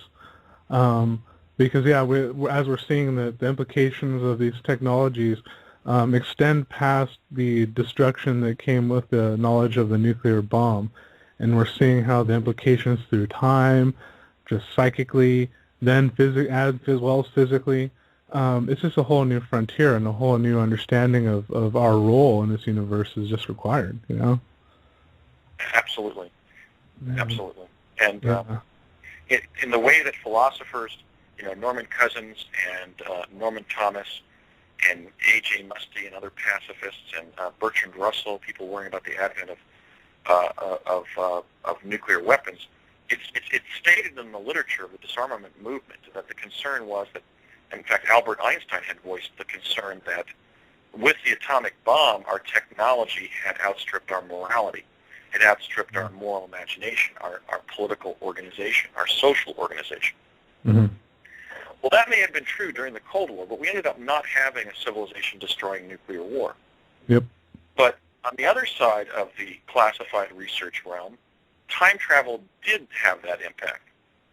The secret technology did outpace social and political organization and morality because it ended up subverting the presidency. Social legal protocols, the social protocols for selecting chief executive of the greatest, the most prominent country on the planet. So I think there's an analogy there, and I think that occurred because the impact of time travel was never debated publicly. How could it not ultimately undermine government? So it has, and that's one of the reasons I'm speaking out. Yeah, absolutely. Not to mention a lot of the other lot of the other implications that go into things in terms of what it takes to create such a project and how those are all linked to all these other military aimed projects when as you and I are espousing that we need to now shift our focus from the military applications into more of the sociological applications because times are changing. I mean, obviously. So right. We're gonna have 9 billion human beings on this. Unless there's a major catastrophe, we're going to have 9 billion inhabitants of Earth by 2045, which was the year they were sending forward to recover the data scrolls of future events. And unless we have some world war and decide to kill off half the population or something, or 90% of it, which is the Georgia Guidestones calls for, we're going to have to provide food, shelter, healthcare, and education to those 9 billion humans. Well, clearly, therefore, we have to address the energy infrastructure, the transportation infrastructure of our planet. I mean, I've seen some reports that if the Chinese went to an American standard of car ownership, that is 2 cars per family, that would produce so much greenhouse emissions that we would have coastal flooding around the world. Planners in California have found that every time they add a lane to a freeway, it fills up with cars in 30 days.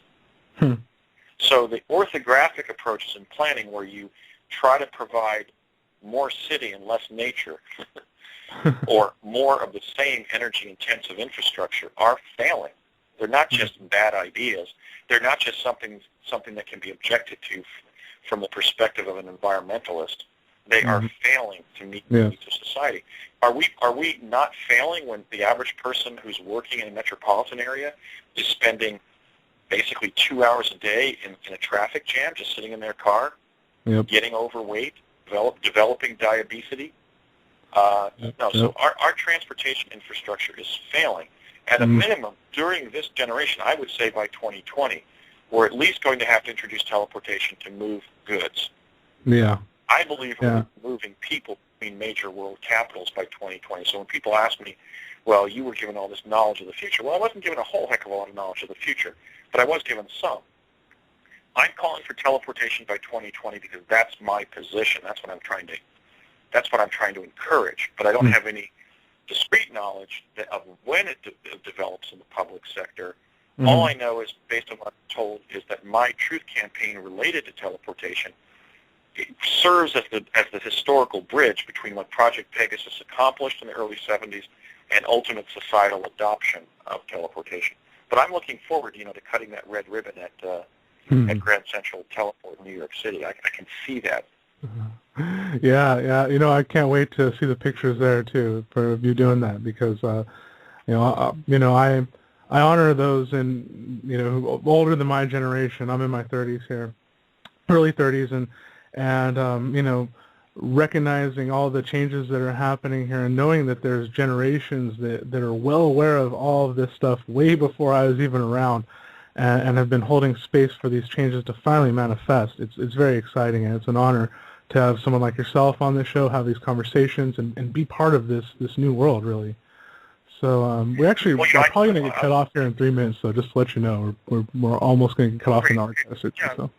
Yeah, so I think that's very apropos of where we're at. I mean, I don't think we should continue to live in a world in which the grandchildren and great-grandchildren of the greatest generation don't live in the time-space age that their grandfathers and great-grandfathers made possible. I mean, Nikola Tesla started working operationally with teleportation at the experimental level in 1899. There you go. Okay? Yep. It's 112 years later. Yeah. Okay? And official sources are still misinforming the public about when teleportation will emerge. Well, it emerged over 100 years ago. It was reduced to practice by the U.S. Defense Technical Community for safe transit of human beings by 1967-68. And so I think it should define the 21st century. And so I'm going to keep on pushing. I'm not going to give in. I'm not going to give up. I'm going to keep on telling the truth. And then as witnessed by the 1 million viewers I've had so far with that interview that I did with Jessica, I'm not going to stop until everybody on this planet knows that the U.S. government achieved time travel 40 years ago and that